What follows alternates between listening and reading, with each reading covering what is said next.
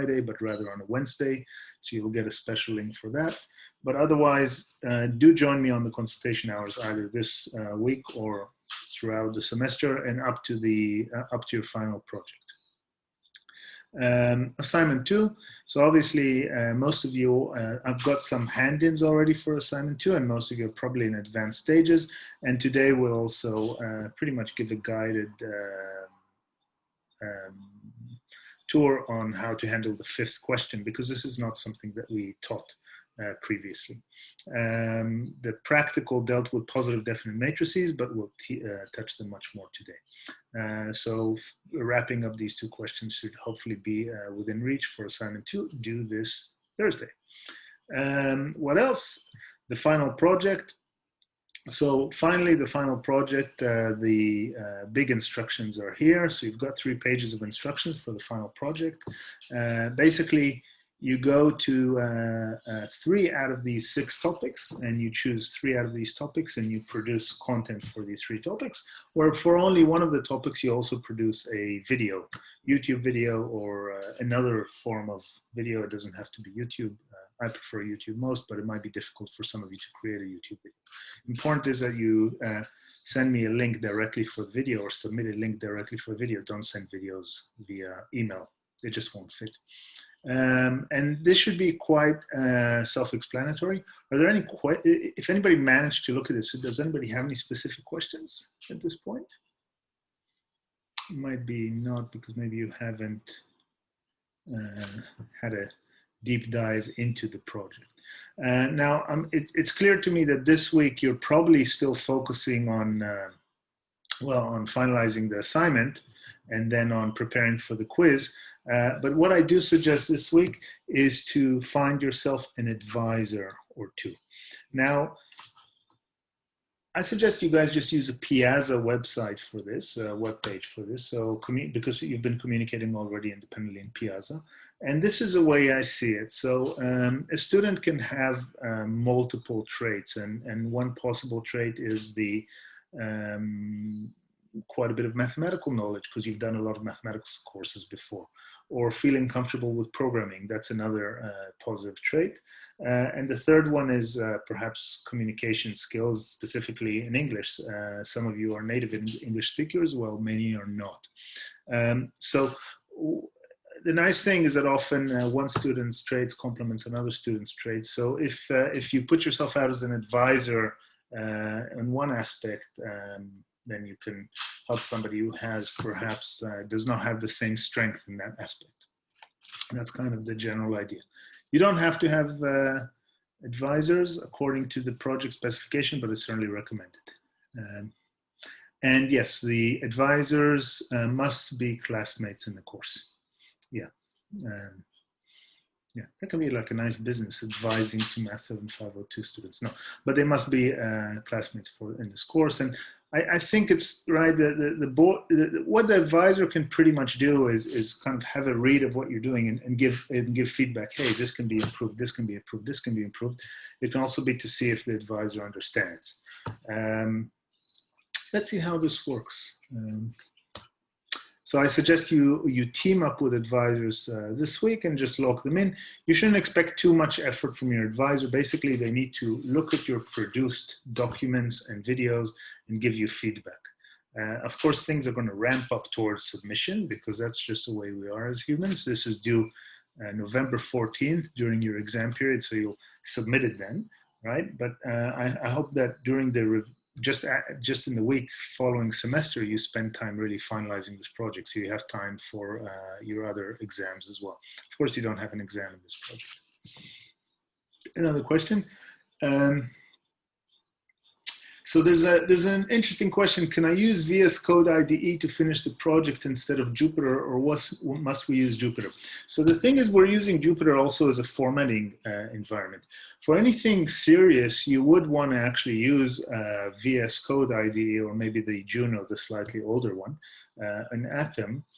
But because the purpose of the project is not to have industrial level code that runs very fast and does a lot of things, but rather to tell a story, you do want to integrate formulas, text, and output all in one document. So it's hard for me to see how how you do that with VS Code IDE. If you're comfortable working in the IDE more than Jupyter, then you can do most of the development there and then put stuff in Jupyter, if that makes sense. Does that help? Okay. Any more questions? No?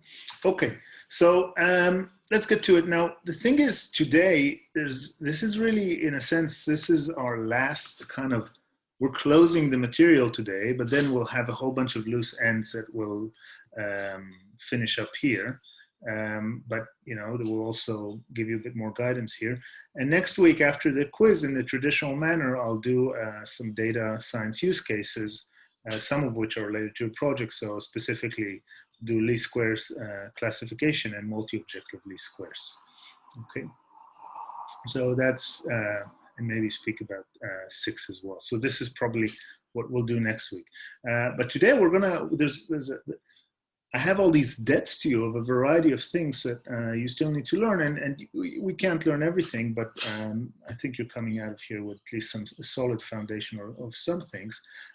So I apologize ahead of time that quite a few, that I'll jump today between quite a few things, and probably as we go, and based also on the interaction with you, we'll see in what order to do the things. But what I think to do first is to actually run a bit forward and go to, and basically help you with question 5 of assignment 2. Can I just ask, who's finished question 5 of assignment 2? Because I never lectured about this. Has anybody done that? And that's fine. Okay, one did. Hey. Okay. Okay. All right. So some did, and from that I take that many didn't. And this is one of those cases where ideally the assignment would have been due in a week, or I would have taught this a week earlier, but life isn't perfect. So there we go. Here's a baby, cute one. I mean, I don't know, I haven't seen too many non-cute babies. Does anybody see? No, I want to ask that question. Okay, so and the rank of this baby is increasing. So what you see in this animation is a picture of a monochrome picture. Okay, so we're speaking about the picture is a matrix. Okay, so it only has monochrome, meaning black and white. But in this case, we're not plotting in black and white. We're plotting it in some orange, yellow, purple gradient. But it's monochrome. So each point in this, I guess it's maybe like a 400 by 600 matrix or something like that, roughly. Each point in this matrix, or the sequence of matrices, is a pixel, okay? And that's our data matrix. And what we're doing is we're actually approximating it first. It's hard to see, but you'll see it when we'll code this a bit slower. We're approximating the baby as a rank 1 baby, and we're increasing its rank. And as the rank increases, then the picture becomes better and better. But the nice thing about the fact that this goes up to only rank 20 or something like that, or maybe rank 19 in this animation, the information in the rank 19 picture requires much less than 600 by 400 pixels, okay? It only requires the order of 600 plus 400 times 20, so about 20,000. Yeah, so as opposed to 600 times 400, which is a much bigger number. Okay. Now, what's a maximal rank that this picture can have? This matrix can have roughly 200. Well, 200, or I think there's 400 pixels in this one. So yeah, 400. So the maximal rank that we can have is 400, right? I mean,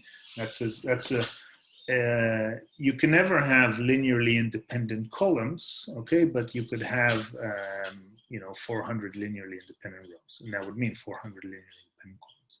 So let me go to this notebook here, and then we'll move back. So this is also in your Dropbox, and it'll be, yeah. So we're going to move. I'm going to do this quickly. Then we'll go back to Unit 5, do a whole bunch of things, and then we'll move back to this, and also move back into singular value decomposition again in the last week in a slightly more rigorous fashion. But this is what we're going to do. So I'm even going to skip the formulas here for a second, and I'll just tell you this story. I'll tell you, look, you guys know decompositions. Oh, okay, so 200 in assignment 2, I see in the comments, right? So, yeah, so what are some decompositions, some matrix decompositions you know of that we studied quite in depth? PA equals LU, QR, these are really the two main ones, right? And there's one more actually that we did the last time that we met, when we were all a bit younger, 3 weeks younger, diagonalization, right? So these are, and you know, diagonalization worked for some matrices, not for all. And the real nice diagonalization, if the matrix is symmetric, and we'll get to that again today, it was S equals Q times lambda times Q transpose. So this decomposition here, it's called the singular value decomposition. And it's a generalization of diagonalization. So in mathematics, when we say that something is a generalization of something, then we say that it also encompasses the previous decomposition as a special case, and it's more general, it's more powerful. But of course, with this extra power, sometimes things are perhaps not as simple. But actually, SVD is not so much more complicated than the spectral decomposition that we spoke about. Just so you see the spectral decomposition. So this is a notebook from the last lecture, which was 3 weeks ago. So we'll go down here. And this was this decomposition. Okay, so we decomposed a symmetric matrix to be a sum of rank 1 matrices, a weighted sum where the weights were these lambda i's. Each one of these is a rank 1 matrix, and it was an eigenvector outer product with itself. Okay, where Q is the orthonormal version of the eigenvectors of the matrix S. Actually, we'll prove today that S has such eigenvectors and that its eigenvalues are real.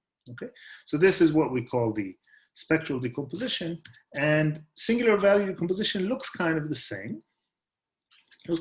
So here's a story, and again, this is an informal story at first. So we have a matrix A, and that matrix can be now any matrix. It doesn't have to be square. So it clearly does not have to be symmetric. It does not have to be post-definite. It does not have to be anything.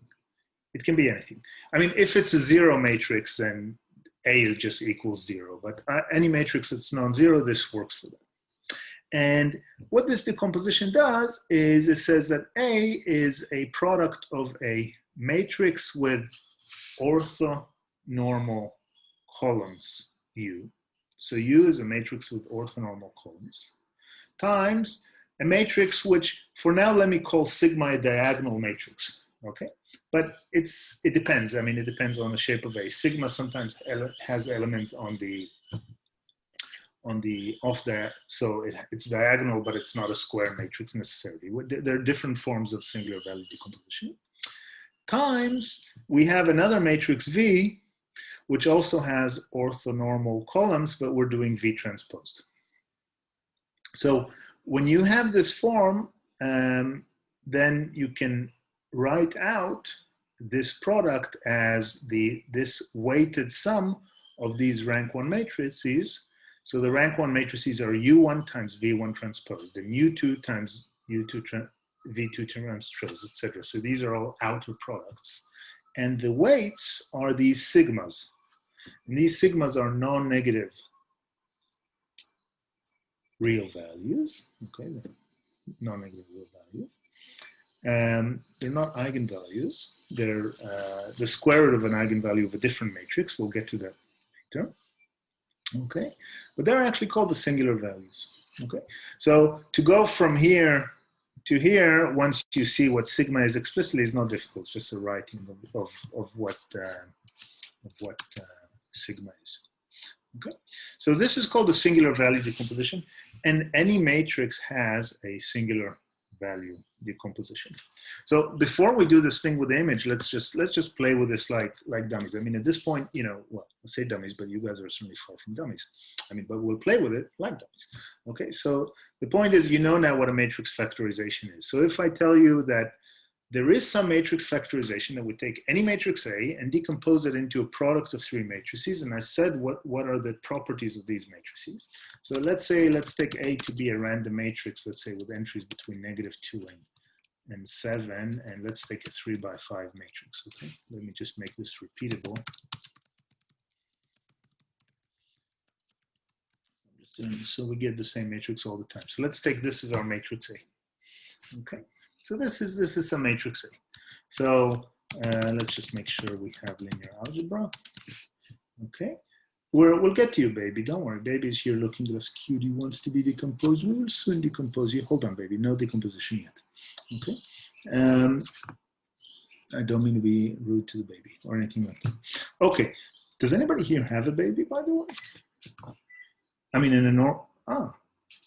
big baby?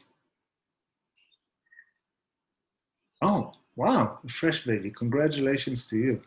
Wow. All right, enjoy. Yeah, every day it's, and the first, if I may ask? Wow, okay, that's exciting times. Yeah, this is, that's the way. All right, you could do SVD on your baby later tonight. All right, so now we're using linear algebra, and I'm just gonna do SVD. Remember, there was like a function QR on A, right? I could have done QR on A. We get a QR decomposition on A. Okay, we got the Q and the R. You guys are experts at that. But we wanted, and you know, we could have done also LU of A. Of course, you know that. Okay, and we got the L and the U, and we also get some permutation if needed. But now we're doing SVD of A. Okay, so SVD of A returns another object. The type of this object is called an SVD. So let's call it, that's a factorization, that's a SVD. Okay, so let's see what this factorization has. If I have f dot u, then that's a 3 by 3 matrix in this case. And let's just make our life simple. Let's just do u equals f dot u. Okay, let's check that u is orthogonal. U transpose u, we get the identity matrix. Okay, so let's get the matrix V. V equals f dot, I think, V. Okay, and that's our V matrix. And it doesn't have to be in the same dimension as U. I mean, the dimensions here depend on the dimension of the matrix A. And depending on what sort of SVD, they depend on the rank. But this is what's called, by the way, what Julia gives us is what's called the full SVD. I'll explain that later. Okay, so V is f of V. Let's see that V is orthogonal. Okay. And the third thing that we get in our decomposition is this S. And these S, these are the singular values. Okay, we could have also used the Julia function SVD vals, just like the function eigenvalues. So this is SVD vals of the matrix A. Okay, and that would have just given us directly not the whole decomposition, but just those 3 singular values. Okay, so and just so you know, you could have also done an F dot VT, and that is like V transposed. Okay, so you see V was a 5 by 3, and V transposed is the same thing as a 3 by 5. Okay, the reason is because, and it's just not convenient because in the SVD we have U times V transposed. Okay, the right hand side is V transposed, or the rightmost component of the decomposition is V transposed. Okay, so now let's see. Let's do U times let's just see, so you see this diagonal of S. Sorry, not of S, but of, I didn't do this S. Sorry. S is something else. Of F of S. Okay, that's the diagonal matrix. This is a sigma. This is a sigma. Okay, that's a sigma. All right. You know what? Let's just do it for clarity. Let's write sigma. That. Okay, and then we could do U times sigma times V transpose. Here's our matrix A. So we, up to, of course, a bit of numerical noise and stuff like that, we agreed that this decomposition worked.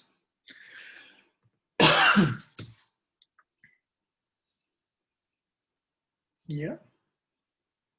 I mean, you see, I mean, you don't need to know anything else, but you agree. Okay, thank you. Okay, so you see that you can decompose a matrix A. It's in the same way that you do QR equals a QR decomposition of matrix A, and you'd say, is A equal to QR? Yes. Okay. Now, the nice thing about this decomposition, there are no conditions on the matrix. As I said, it doesn't even need to be squared.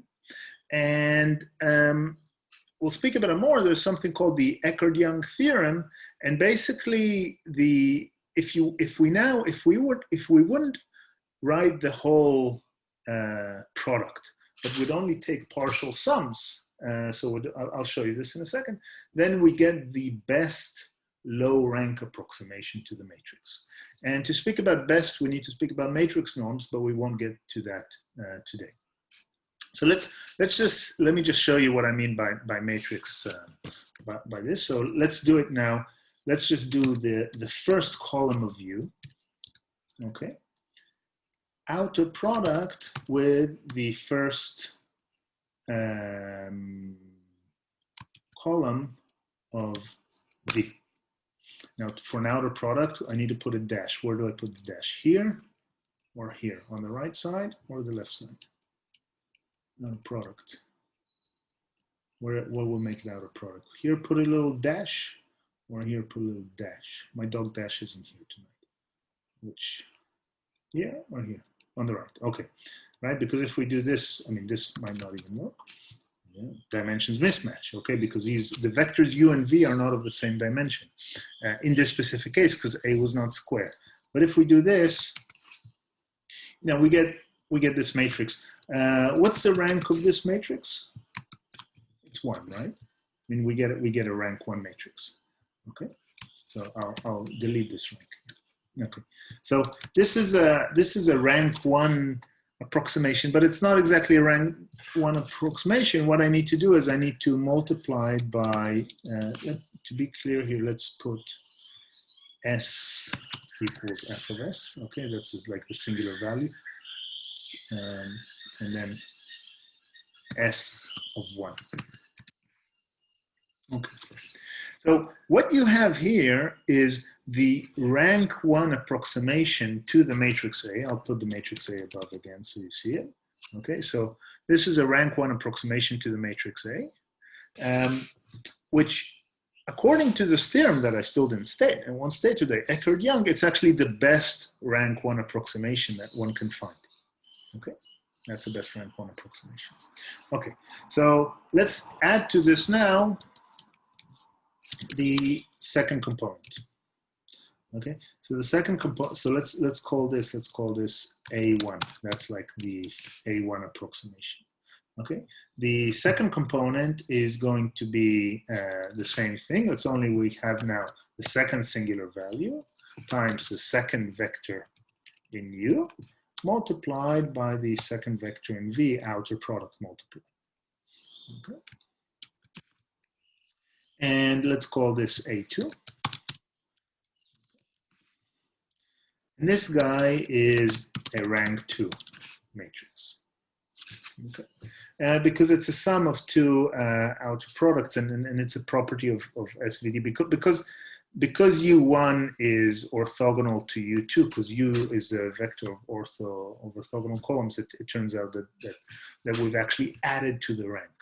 Okay, I mean, that's not formal, but we might get to that in the final. Okay. And you see that, A2 still is not exactly our matrix A. Okay. Let's go now to our rank 3 approximation, which won't be an approximation anymore. Whoops. So I will add the third. Let me do this like this, so it's clear.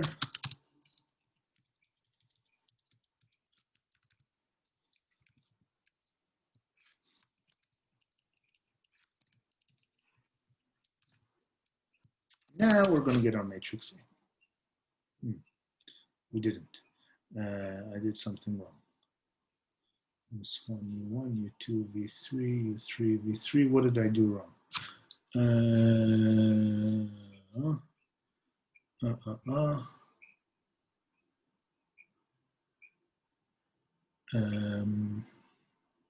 So I did something wrong and I'm not sure what. So this is a matrix A, and this is the matrix. This is the rank 1 approximation to the matrix A. Is my S really the singular values? Yes. So what's wrong? What am I doing wrong? I actually don't know. This is not a quiz. F dot S or S. So I've assigned F dot S to S. So thank you for checking. So that's F dot S and that's S. Okay, these are the singular values, and these are the SVD vals of my matrix. Okay. You can do this, Yoni. You can find out what's a problem. So SU1V1. Am I making a mistake? And it's V1 transpose. No, I think it's okay. So S1V1 transpose V1. Yeah, the first column of 1 transposed. I'm not sure. So this is embarrassing, but I'm not sure. So A3 is S1, U1, V1, S2, U2, V2, S3, U3, V3. So what I expect, but let's just see. So if I do U times diagonal of S times V transpose, I do get A, right? Yes. Now, what is wrong here? SU1, 2, 3, V1, 2, 3. What does an object like this look like? What is V colon 3 transposed? It's a row like this, yes. And I'm not sure. I am really not sure. But okay. What's the, oh, okay, so Jonathan is saying, what's the rank of A3? Oh, sorry, I should not mention your name. Ah, okay, good check. Good check. Okay, so, and there are suggestions to take the V, okay, and I think you guys, but no, because if I do, so let's say if I do V, let's just do V1 colon, okay? V1 colon is not going to be of the right dimension. So, you know, if I do V1 colon transposed, I'm not going to get the right dimension. Index the row, not the column. So, yeah, but I actually, so, no, I don't know what I'm missing. So I don't know. Okay, that won't stop us from moving on, and then I'll get back to this and fix it. But it's, oh wait. So there's a suggestion, can you try adding A2 to the third column? A2, so the rank of A2 is 2.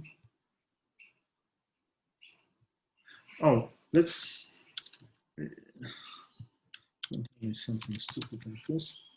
Oh, oh, oh, oh, oh, oh. Okay, next year we're not using Julia anymore. Oh my God, do you understand? Do you guys understand? Do you see what happened? So what it did is oh. Yes, oh, thank you. I see a lot of haha, good, me too. So it's simply, it evaluated just this expression. So it's the positive of this. I mean, this is like putting, you know, you can put in the REPL 1, 2, 3, evaluate 3. This was 2, it didn't evaluate it. Oh, that's interesting. Okay, one for the books. Okay, so no linear algebra trouble. Okay, so good. So and the rank of A3 is 3. All right, so the linear algebra works. Julia, well, okay, it's me, it's not Julia. But this is deceiving, is it not? You'd agree, right? I mean, it's Julia plus Jupiter. Okay, let's get back to business. All right, all right. So what? and yeah, so what you see here, we decomposed A into, we had like 3 approximations. Of course, this wasn't, to show you the value of this, look, if we do norm of A minus A3, no, A minus A1, this is matrix norm. And you still don't know exactly what we mean by a matrix norm, but what do you expect from a matrix norm? What would be the matrix norm of the 0 matrix? What would be the matrix norm of the 0 matrix? I mean, any norm, 0, right? And if A1 is close to A, you'd expect the matrix norm to be close, okay? So, I mean, that's kind of the properties you expect from a norm, right? So you know, you've got some norm, that's the norm. That number doesn't mean anything for us. We actually don't know exactly what norm it's using, but that's the norm of A minus A1. Now let's look at the norm of A minus A2. You know, it got better. And then when we go to the norm of A minus A3, spot on, okay? So there's no difference, okay? So A equals A3, okay? So the more we added in this singular value, I mean, the singular value decomposition is everything, but now we can truncate the sum. The more terms we added, the better the norm got. And when we speak about Eckert-Young, then the claim is that there is no other matrix better than A2 from all the rank 2 matrices in the world that you could stick here. So the best that you can do in getting close to the matrix A in terms of a rank 2 matrix is that matrix A2. A2 was this guy. Yeah, the sum of two guys. A2 was not this guy. That's a Julia problem, or a me problem, me meaning Yoni. Okay. So now let's just do it. Let's do your homework exercise a bit, and you could do the rest. So let's load baby. You know, use images, use image magic. You need to install all these things if they're not installed. Okay, it's a cute one. And then let's do an SVD on that. So let's actually just do it in parts. So here's an SVD of this matrix A. Okay, I did it rather quickly. Of course, in this course, we're not speaking how to numerically compute the SVD. Okay, I mean, you learn some algorithms such as Gram-Schmidt and Gaussian elimination for understanding purposes, but the way that SVD is computed, and the same way that eigenvalues are computed, that has to do with the area of numerical linear algebra that we're not touching at all, really. Okay, and we get the U matrix and the V matrix and the S matrix. Well, the S, the singular values. Let's just look at the singular values. Look. Oh, sorry, let me run this whole thing. Okay, and let's look at the singular values. So, you know, we've got 414 singular values. Now, they actually mean a lot. They mean how much additional value is in adding that next rank 1 piece. Oh, great question. So the question is, what are we doing with this image processing? So basically, image here is a, okay, the image, if I just do IMG, that's this thing that was in line 3 here. It's much nicer, the baby. Really a cute one. So what are these things? I don't know. Okay, so this is RGB. Okay, so then we can convert it to monochrome by taking a linear combination of red applied to image, green applied to image, and blue applied to image. Okay, so each, and when we do that, then the type changes. Okay, so type of image is probably some image type that's from this, you know, it's an array of RGBs, whatever that is, but once we do that, the type of A is just an array of floats. Okay, you can put different weights here. And what we're doing here is, that's a good thing as well. So let's just do a no noise is this. Okay, that's the image without any noise, and let's compute its rank. A no noise. We get like rank 408, and here I'm purposefully adding some white noise to the image, some static.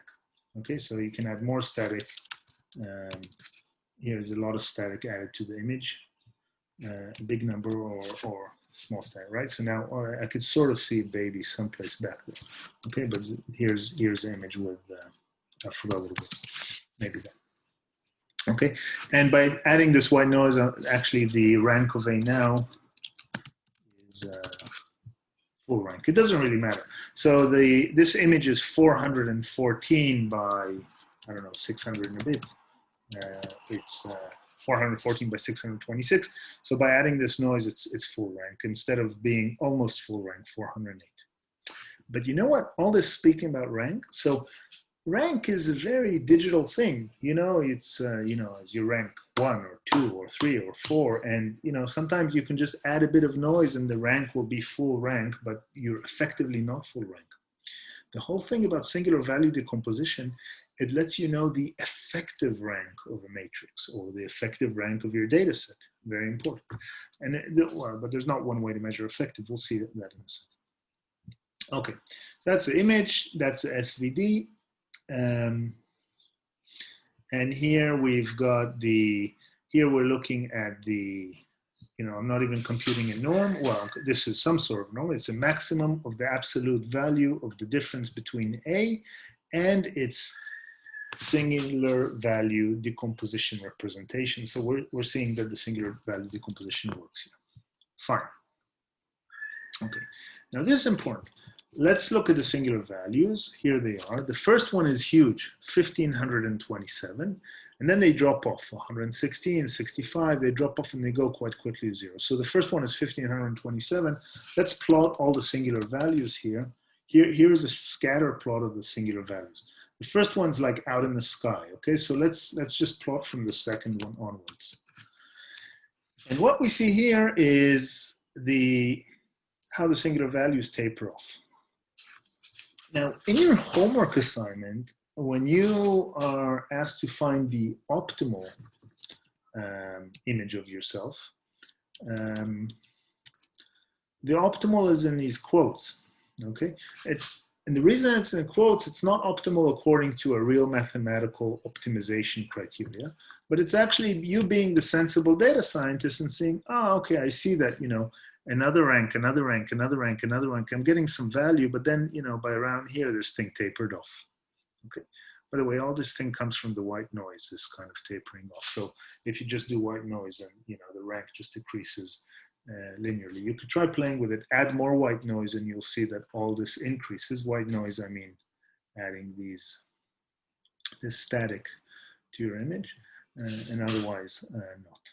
Okay, so we can look at this and we can say, hey, what is probably good? By looking at this, I could see that 20 is probably good. You know, I get a bit more value by 30, but keep in mind, we're compressing now, right? Because these low rank approximations, instead of taking a size of 600 by 400, they're only requiring 2 vectors each time. Okay, so let's make this function approx k. And what it's going to do, it's exactly going to do the summation we did before, okay? So it's going to take the I singular value times the outer product of U and V, okay?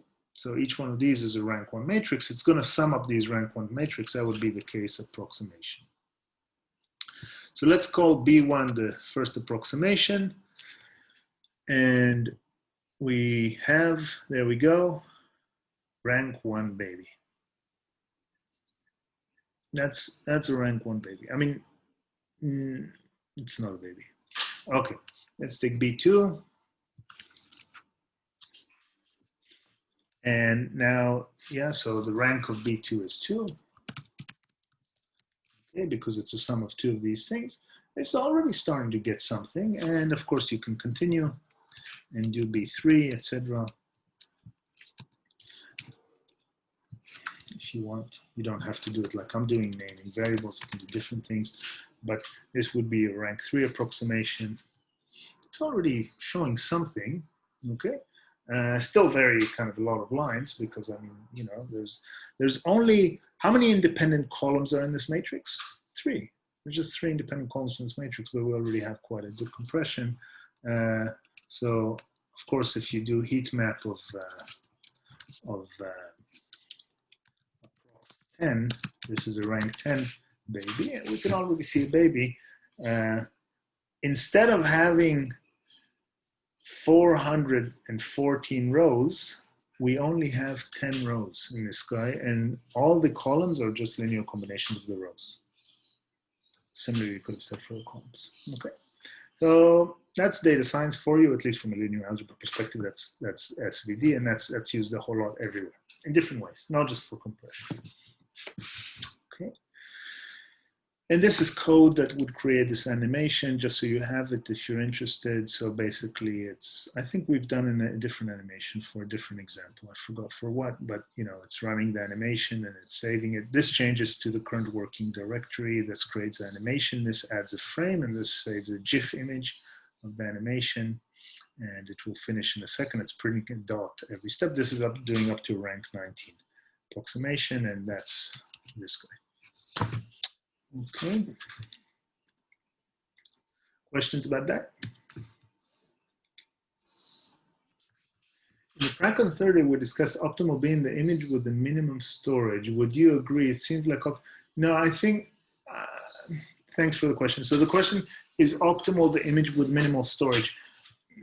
No, because the image with minimal storage is the rank 1 approximation or the rank 0 approximation. So, you know, this is minimal storage.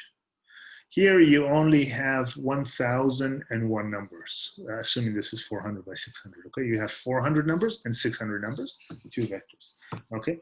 But it's not good enough. So to say what's optimal in this case, there are other criteria, right? I mean, maybe you could build some system that will try to detect with some other system if this is really a baby or not, and say if it's good enough, okay? There's other ways. But this is often where there's also a human in the loop to kind of decide how much to compress.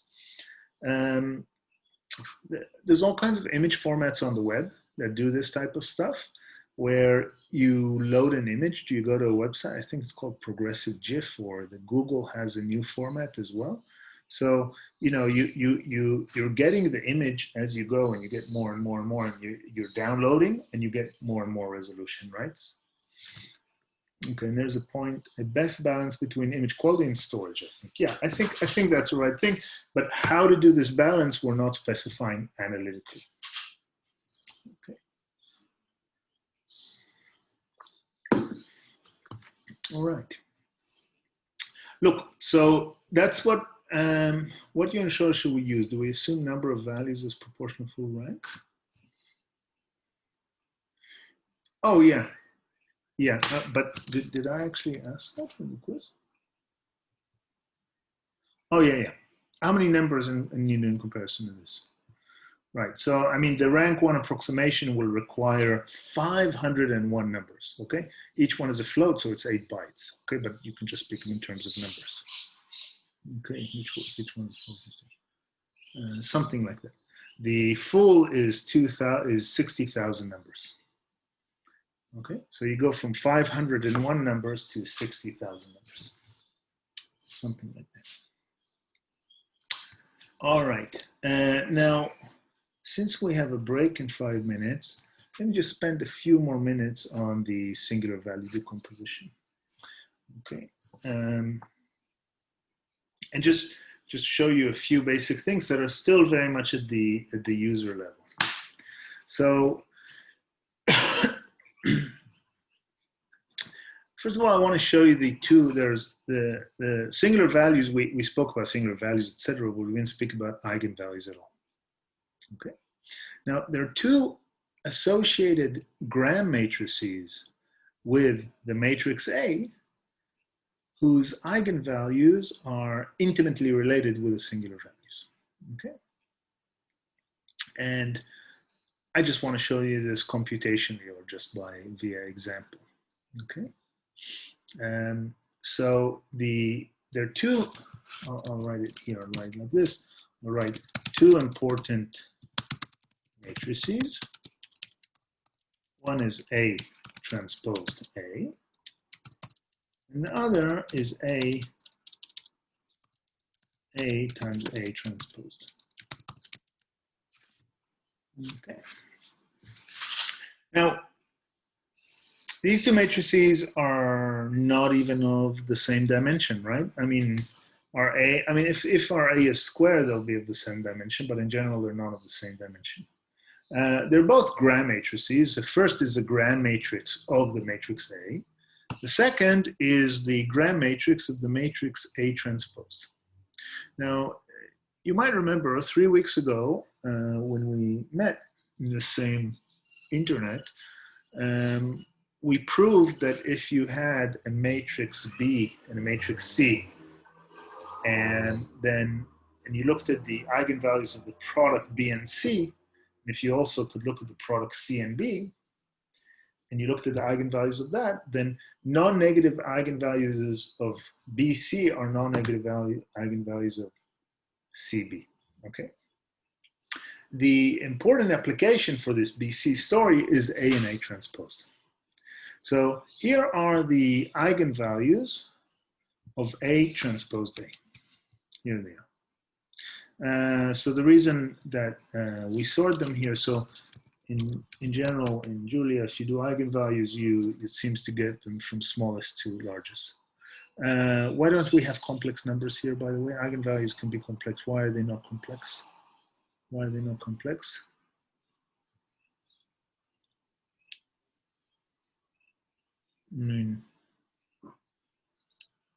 Symmetric. Okay, right.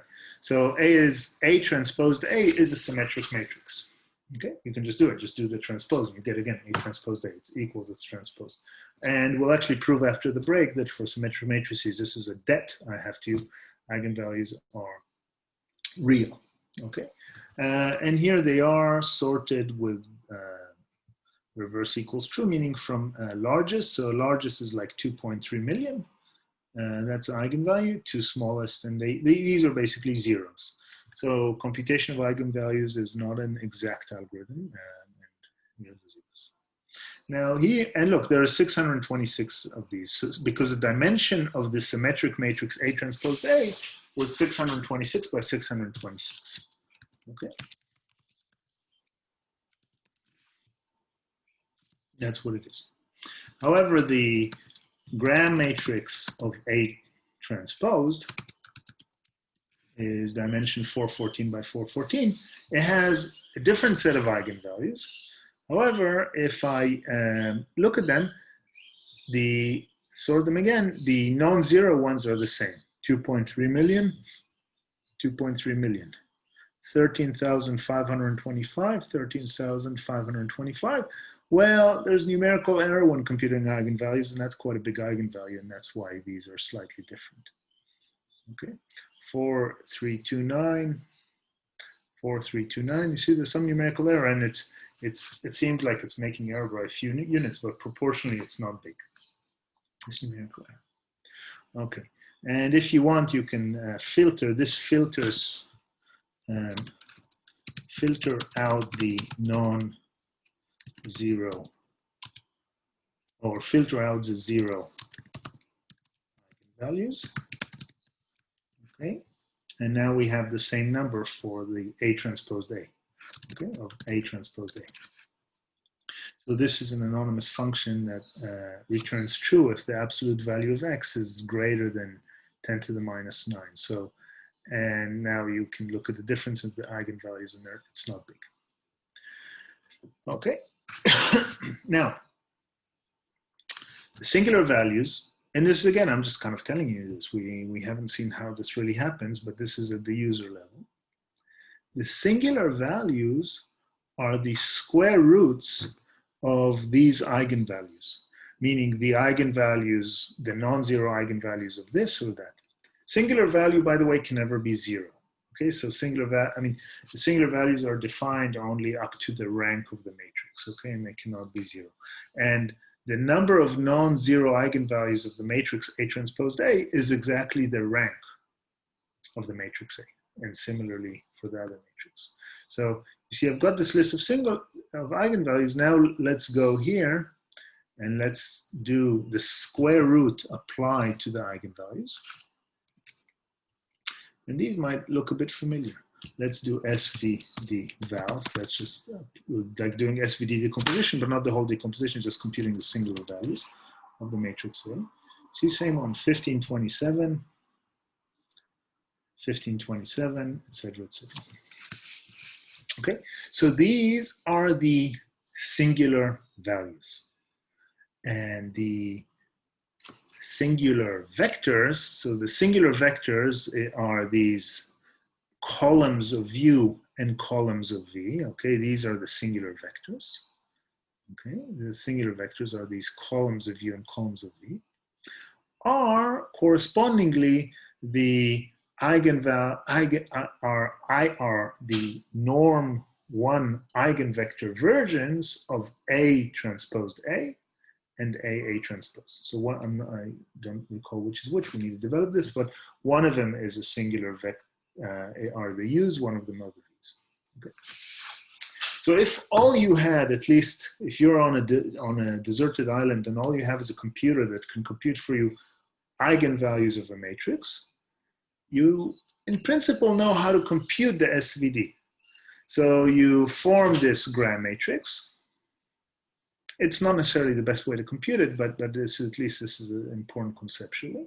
So you formulate these gram matrices, you compute the eigenvalues of them, and they'll have the same non-zero eigenvalues. You take the square root, you say, good, I got my singular values. Then when you have the singular values, you compute the eigenvectors of this, that would be your U's. You compute the eigenvectors of this, that would be your V's. Up to some issue dealing with signs of things. Okay, but that's kind of the gist of the things. Questions?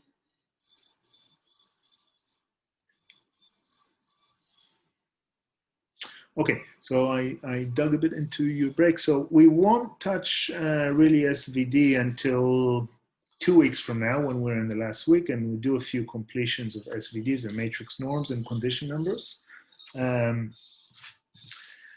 And we'll continue after the break. So I'll see you in 10 minutes. Well, we'll continue in 10 minutes. That's at 6:03 Brisbane time.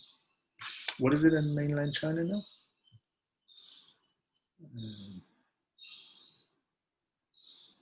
What's the time in mainland China? I don't know. Anybody, you could tell me probably in a sec something. Well, it's 4. Okay, almost 4, I guess. All right, so continue at 4:03 mainland China. Continue 6:03 in Brisbane. See you guys.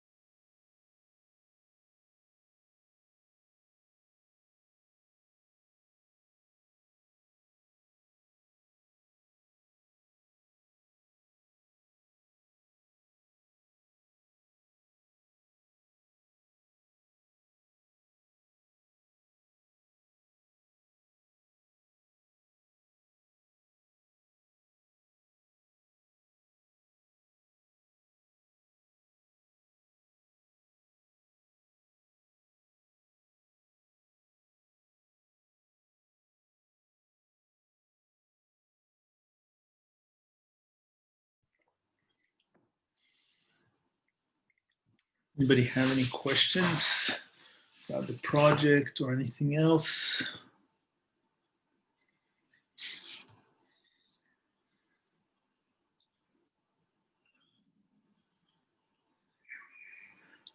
So the question is, how many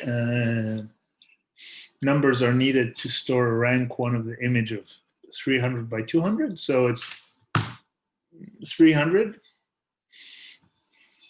plus 200, right? So it's any rank 1 matrix can be represented as an outer product. So instead of remembering everything that's in the middle, it's just one column in one row. So 300 plus 200 plus a scaling, say the singular value plus 1. Yeah, that plus 1 you can ignore. Is there any questions about the project or anything else? I mean, you might have not seen it in depth yet.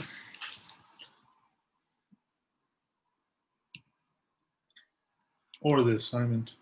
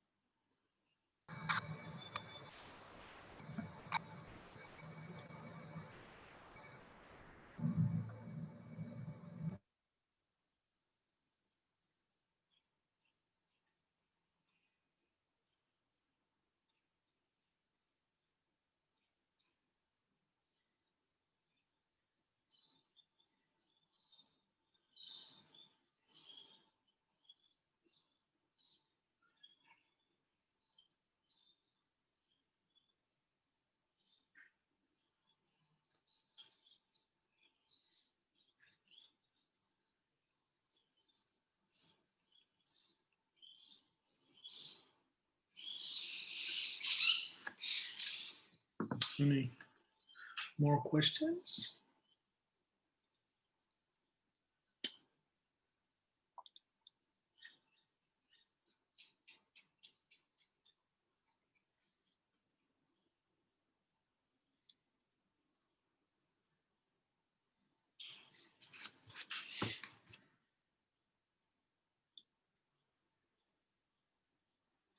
So there's a question for 2E in assignment 2. Let's go there.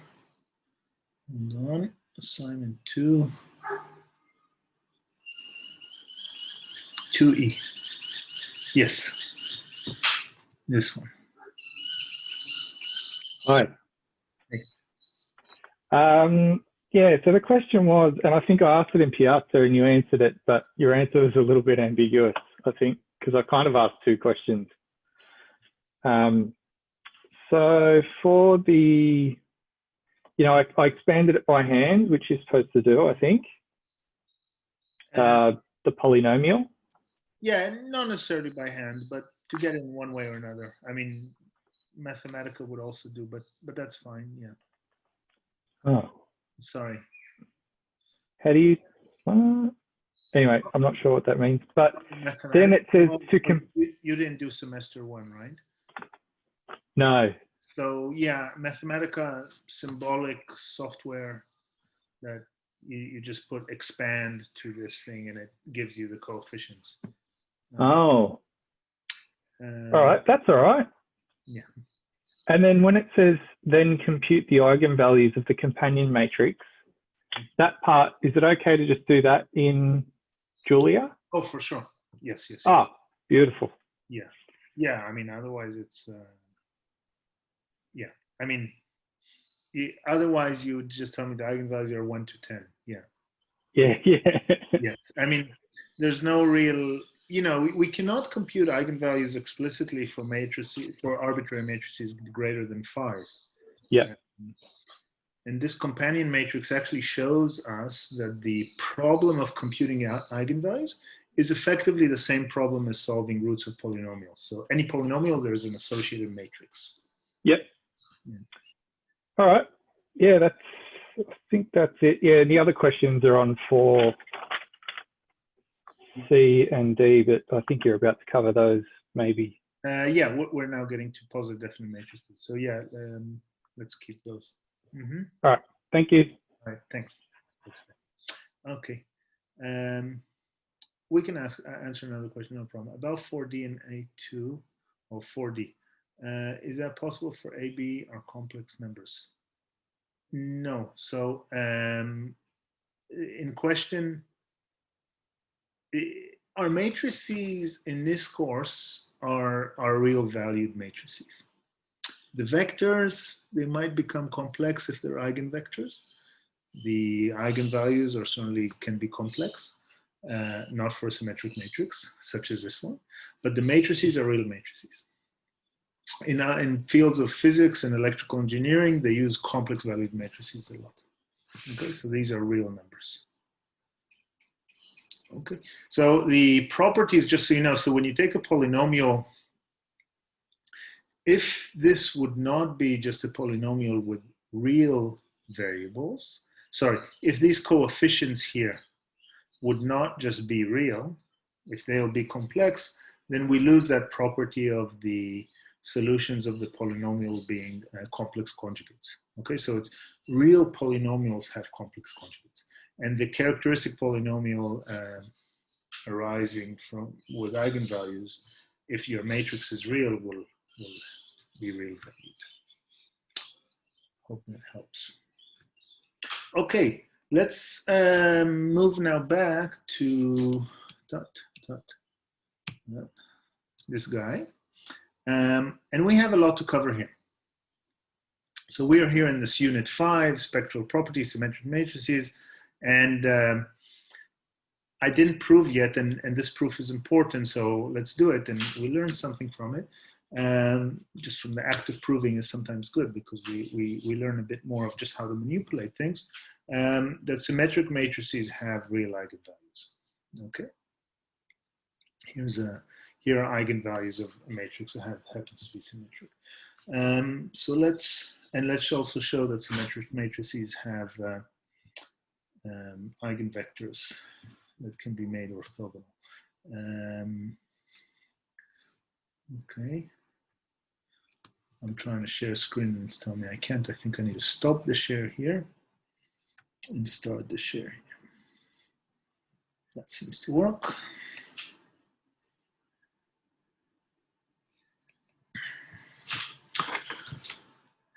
Okay, and let me just, after I do this, I need to reopen the chat in one way or another. Sorry, a sec.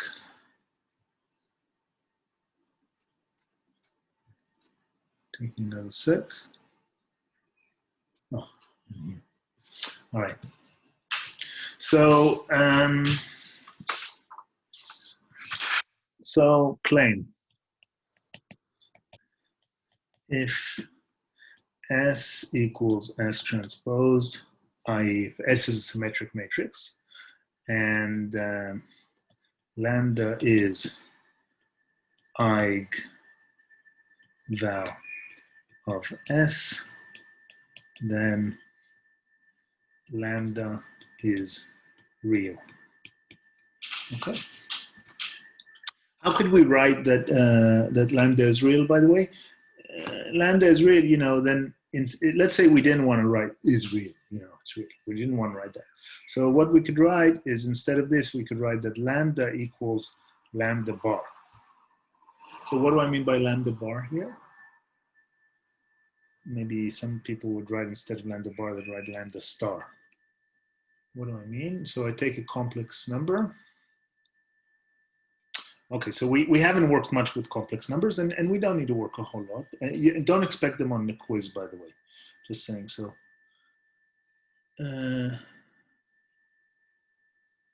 Sure. I don't know what this.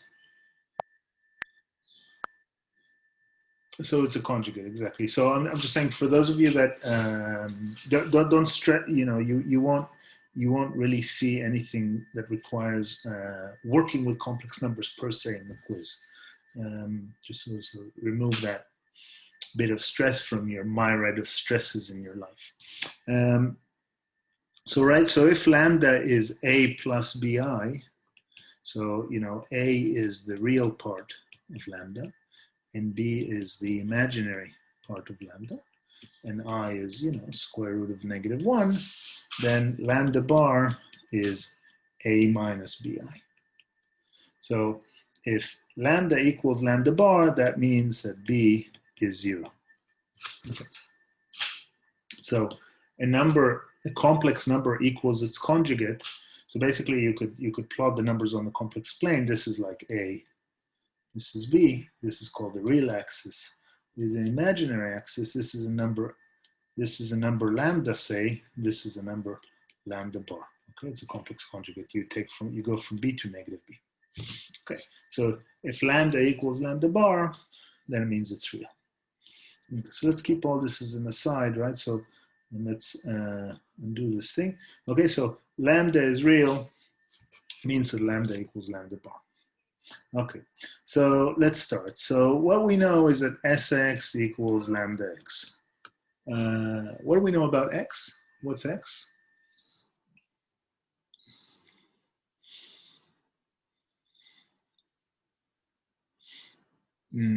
It's an eigenvector, and can it be 0? I mean, eigenvalues can be 0, no, but eigenvectors are by definition not 0. Otherwise, this is like a very boring equation, okay? So eigenvectors are not 0. Right. Okay, and what we can do is we can apply the complex conjugate to all of this thing. Now, this thing is a vector, okay? So when I apply a complex conjugate onto a vector, you know, vector u1, u2, u3, where u are generally complex valued numbers. And what I mean is, I mean u1 bar, u2 bar, u3 bar. Okay, that's a complex conjugate on vector. So on all this thing here, on all ves of x, let me do this in red. I'll apply a complex conjugate here. I'll apply a complex conjugate here. Now, it turns out, and it's one of the basic properties. So the complex conjugate of the product of two numbers, two complex numbers, is a product of the complex conjugates. Okay, and the same if you do vector arithmetic. So because here what you have is a scalar lambda times each of the elements of x. So basically, what I'm saying is if I do this, after I apply this complex conjugate, then I get s times x bar, because the complex conjugate didn't do anything to s, because s is a real valued matrix in this case. Okay, that's times lambda bar x bar. Okay, and I might as well, if I do that, let me also transpose this thing. Okay, so I'll transpose this and transpose this. So what I'm going to get is I'll get x transposed, s transposed equals, if you, sorry, x transposed equals x, and I say x, I should say x bar, x complex conjugate transpose, times x complex conjugate transpose times, you know, if I want, let's put the scalar here. It's a scalar, it's a complex number, but it's a scalar. Now, it's going to be not a complex number, but at this point, lambda can be complex, okay? Because when we define the eigenvalue equation, this is the eigenvalue equation, we knew that lambda might be complex valued in general, as it is for some matrices. We've seen examples. So what's S transposed? What's S transposed? It's S, okay? So here we're using the fact that S transposed equals S. So basically, Thank you. So what we have is x conjugate transposed s equals x conjugate transposed lambda. Okay. All right. So now let's multiply this thing from the right-hand side by the vector x. Okay. Let's multiply this thing by the right-hand side from vector x. So we're going to get a quadratic form, which is where we're getting anyway very soon with our material. So that's x. Well, sorry, it's not exactly quadratic form. It's a bilinear form, but never mind. It's just multiplied by the vector x from the right-hand side. So both sides of this equation will multiply the right-hand side by the vector x. X transpose Sx equals, and there's a lambda bar I forgot here. Okay. X bar transpose lambda bar if we'd like x. Okay, and I can write this also as just lambda bar x bar transposed x. Okay, because lambda bar is a scalar. Okay. All right, so this is one equation that we have. Okay. This is one equation that we have. And now I lost myself, sorry. Sx, oh, okay. And let's also take the eigenvalue equation, eigenvector equation here, okay? And do the same thing. So here, what we did is we multiplied on the right by this x. That was this x that we multiplied on the right. Let's now multiply on the left by x conjugate transposed by the row vector. Okay, let's do that. So that's x conjugate transposed, Sx equals, and I'll just write it immediately like that. That's lambda times x conjugate transposed x. Okay, I've pulled the scalar lambda out. So the thing is that this guy is the same as this guy.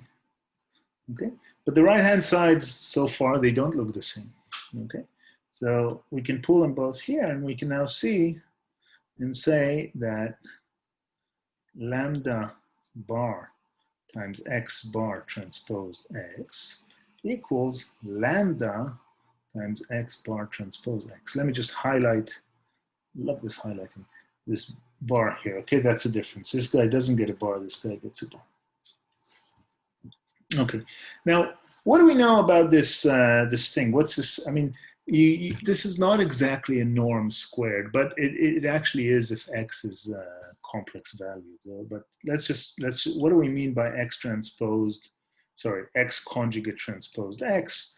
Well, that is the sum of I 1 to n, if you'd like, if there's n elements in the matrix. Okay, so if s is, s is in R n by n.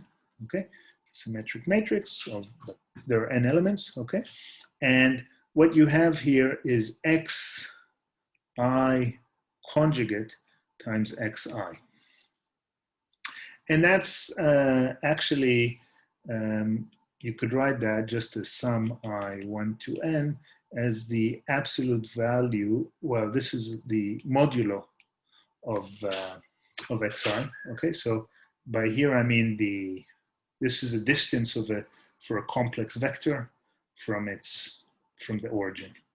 Okay. Now, can this thing be, first of all, can this thing be negative?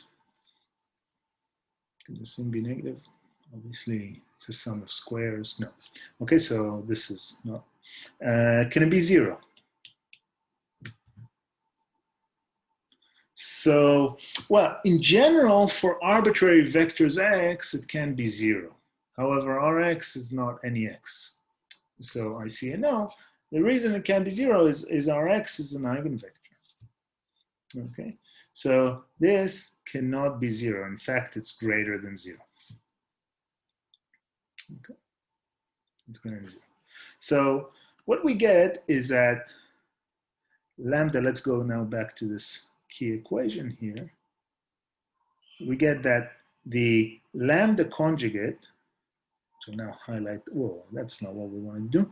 The lambda conjugate, this guy, and let me put the other one in purple, equals the lambda times a quantity, and all I'm going to put on this quantity, I'll put this one big plus. Okay, it's a positive quantity. So in that case, since it's a positive quantity, well, we can divide by this positive quantity. Okay, so what we get is that lambda conjugate equals lambda. And what does that mean about lambda? I'll just close the door.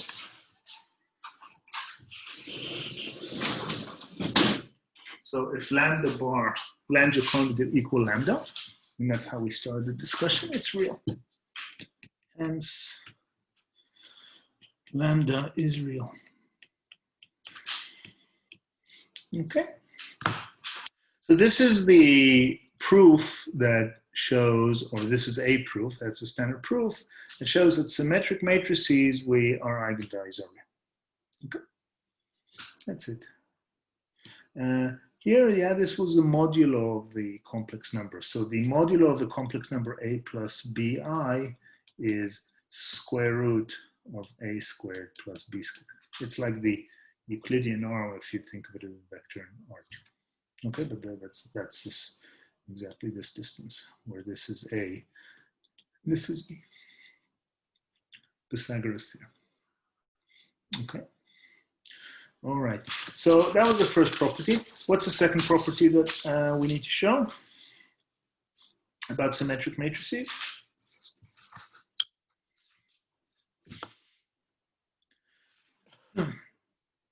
So a property that makes diagonalization for symmetric matrices very easy. So a second det we have in our det of symmetric matrices. We claim, S is symmetric. So okay, so a good point. So I get a question here, a comment, is the second thing that the eigenvectors are real. Yeah, a consequence is that the eigenvectors are real. That's true, okay? But we get even more. So they're real because there will be no, when we do then this thing, there will be no kind of complex arithmetic going on, orthogonal. So the eigenvectors can be chosen orthogonally, okay? So we're going to show this for the special case that assume, and that's important, right? Because that means that when you diagonalize a symmetric matrix, then you can get, you just get the inverse of the matrix with columns as eigenvectors is Q transposed. Okay, it's an orthogonal, you have an orthogonal version. Okay. So assume lambda 1 is not equal to lambda 2. Okay, so, and we're going to show this for two different eigenvalues. Okay, if the eigenvalues are equal, there needs to be a bit more of an argument, but we won't do it. So we're going to make our life just a bit easier. Okay, so where Sx equals lambda 1x and Sy equals lambda 2y. So we already know that these guys are real, but we don't need that for this proof, okay? So it's a symmetric matrix, and our vectors x and y are not zero. So that means that lambda 1 and x are an eigenvector, eigenvalue pair, and lambda 2 and y are an eigenvector pair, okay? So the idea here is simply that we'll take this guy and we'll multiply it on the left by y transpose. So we'll do y transposed Sx equals lambda 1 y transposed x. Okay. X and y's are all of the same dimension. Okay, it's a square matrix, etc. Okay, and we'll do the exact same here. Multiply that. Well, if we multiply this guy on the left by y transpose, what are we going to multiply this guy on the left? It's kind of by symmetry.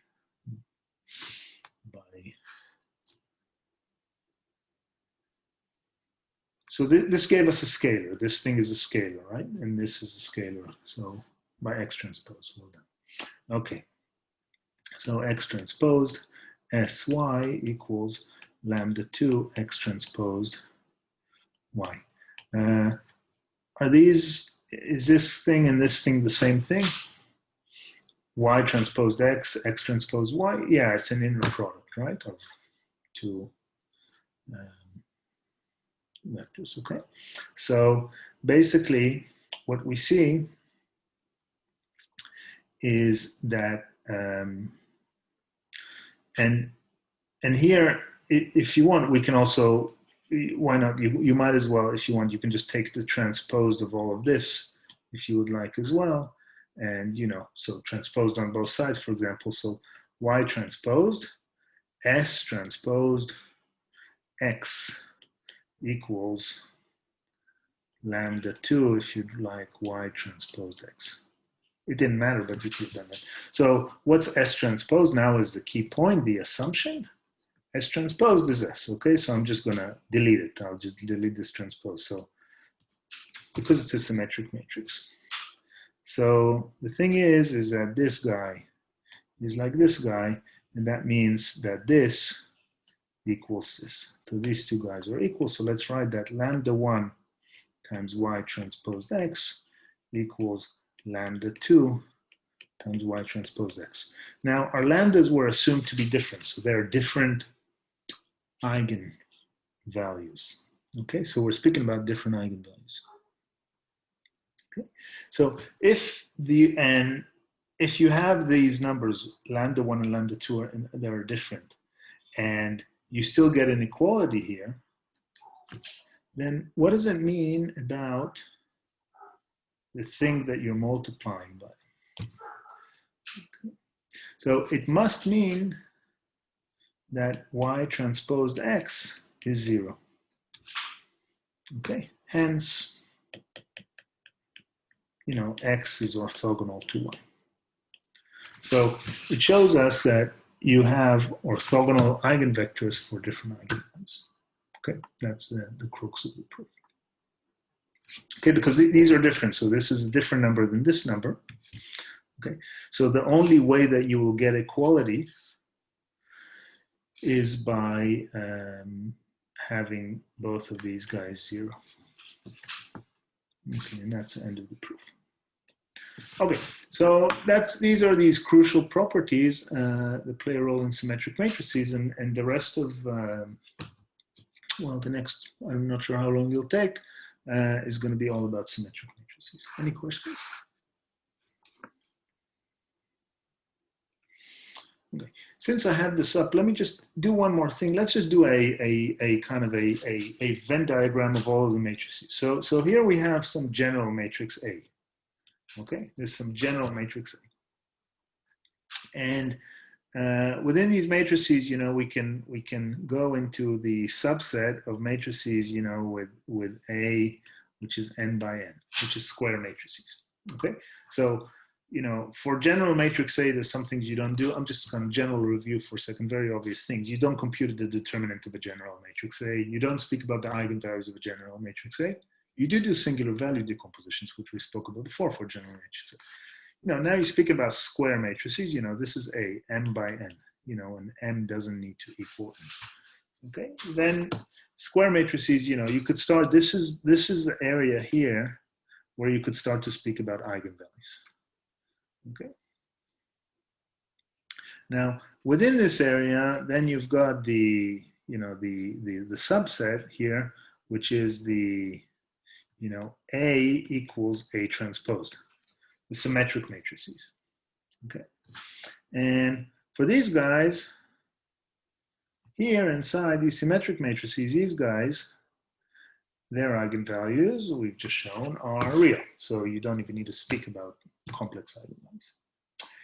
And now we're going to narrow this A equals A transpose into even a smaller subset. So the set of symmetric matrices, we're going to we're going to make some smaller set. And that set is going to be the positive definite A.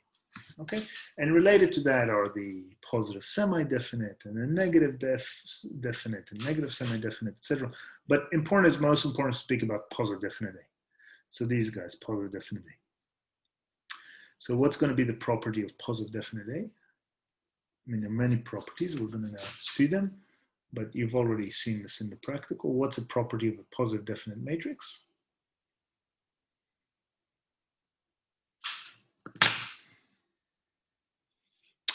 Convex shape, if you look at the quadratic form, right?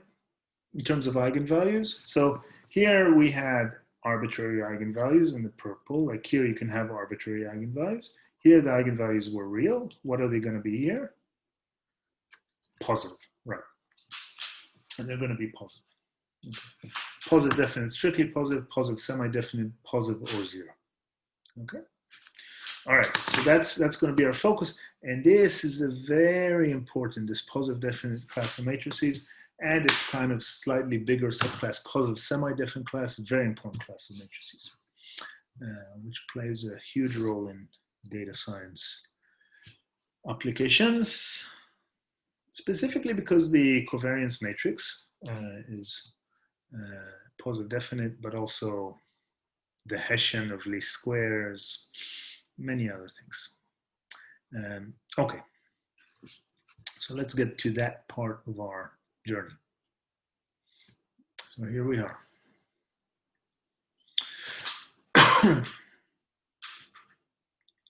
Positive definite matrices.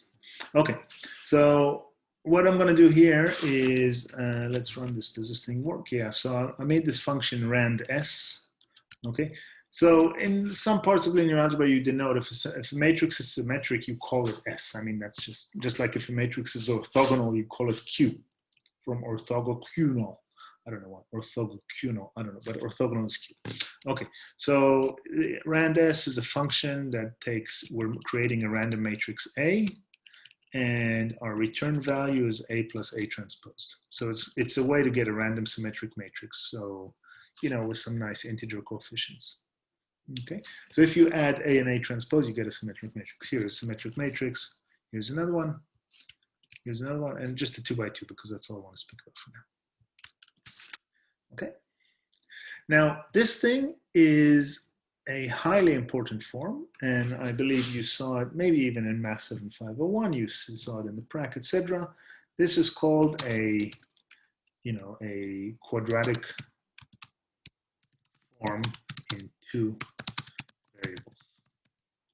So if you haven't dealt with it, so now if you haven't dealt with this, I recommend writing it out. So basically what you're going to get here is we don't have much time to expand on this, but you're going to get something of the form fxy is something of the form some coefficient a times x squared plus b times y squared plus c times xy. Okay, that's what this thing looks like. Okay. So this is in a sense, b times y squared. This is the general quadratic function. You could have also added another term. You could have added also a plus another matrix A times the vector xy, okay? So you could have had that. That's like the additional term, and you could have even added another constant if you'd like. But I'm not going to do these. I'm going to put these in comments, okay? So that's like the generalization of the parabola just going from 0, but here you have 2 variables, okay? So any squishing of a symmetric matrix like that gives that. And for any quadratic form, you have a symmetric matrix that represents it this way. You have many non-symmetric matrices that would represent this. So if you give A, B, and C, but there's one symmetric matrix which represents this quadratic form. Okay. So what I want you to think of is with a symmetric matrix now, we're associating this quadratic function. Okay, and that's kind of the core to it, and that was also said in the chat, which, by the way, disappeared. That's it. All right, and that chat's back. All right, so let's take another matrix S, and look, what I'm going to do now is I'm going to plot for this matrix X, I'm going to plot over a grid of -5 to 5 the Z values of this quadratic form. I'll do a surface plot of this quadratic form. Okay, so we've got a surface plot of this quadratic form. And now, I don't know if you can really see this, and I could start rotating, etc. But do you see that this is a saddle point for this random matrix S that we chose? This is this matrix S. Yeah, you see it's a saddle point. So actually what you see, actually even look at this matrix S, because this is a -2, if you were going to stick the X coordinate to be 0, okay, take the X coordinate to be 0. So just look at this thing even through code. Take the X coordinate to be 0 and take the Y coordinate to be 1,000. So what you're getting here is -2 times 1,000 squared, -2 times 1,000,000. Okay, that's what you're getting when you're multiplying this. And that's why this thing goes to like this to -infinity. Whereas here, because this is 6, then if you take the other coordinates 0, but only take the X coordinate bigger and bigger, this thing grows. So in one direction, on the X-axis, this thing grows to infinity. On the Y-axis, this thing grows to -infinity. Does this function have a local minimum, a global minimum? Can it be minimized? No. Okay. So this is a bad one, not a good one. We don't like it. Okay, let's take a different one. Let's take this one. This one, because you have here a -2, is still going to be bad. Happens to be the same one. No, it's different. Let's take another one. I mean, I'm doing this purposefully. Let's take this one. Here we have a 0 here. Okay. Now, this one may be not so clear. Hard a bit to see what's happening. Okay.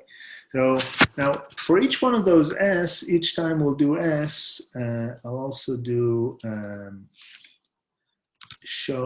let's just do, after we do S, let's also do the eigenvalues of S. Why is it doing that? Oh.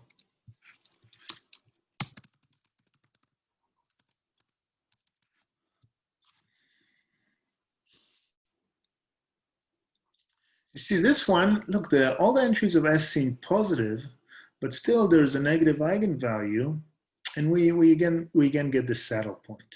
It's maybe a bit more subtle, but you see it. So even though all the entries of the matrix are positive, we still get this kind of negative thing. Let's do one more. Take this one, compute its eigenvalues, and plot it. Okay, it still doesn't look so nice. Let's get another one.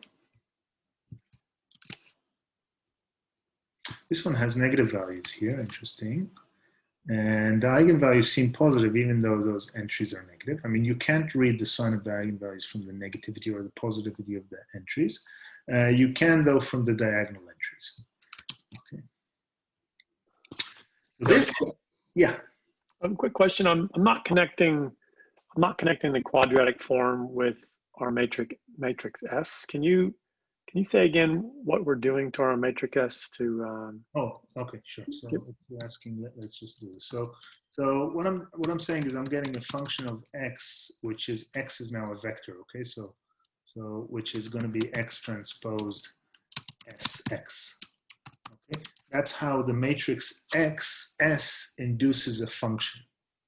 Okay, now if our vector is 2-dimensional, so I'll just write it now of X and Y. Okay, so I'm completely abusing notation here. So here X is a vector X, here X is the first coordinate of this vector. You know, I could have called it U or V, or let me just call it U or V, not to confuse. Okay. Then when you write out this matrix multiplication, what you're actually getting is sum I 1, 2, 2, sum J 1, 2, 2 of U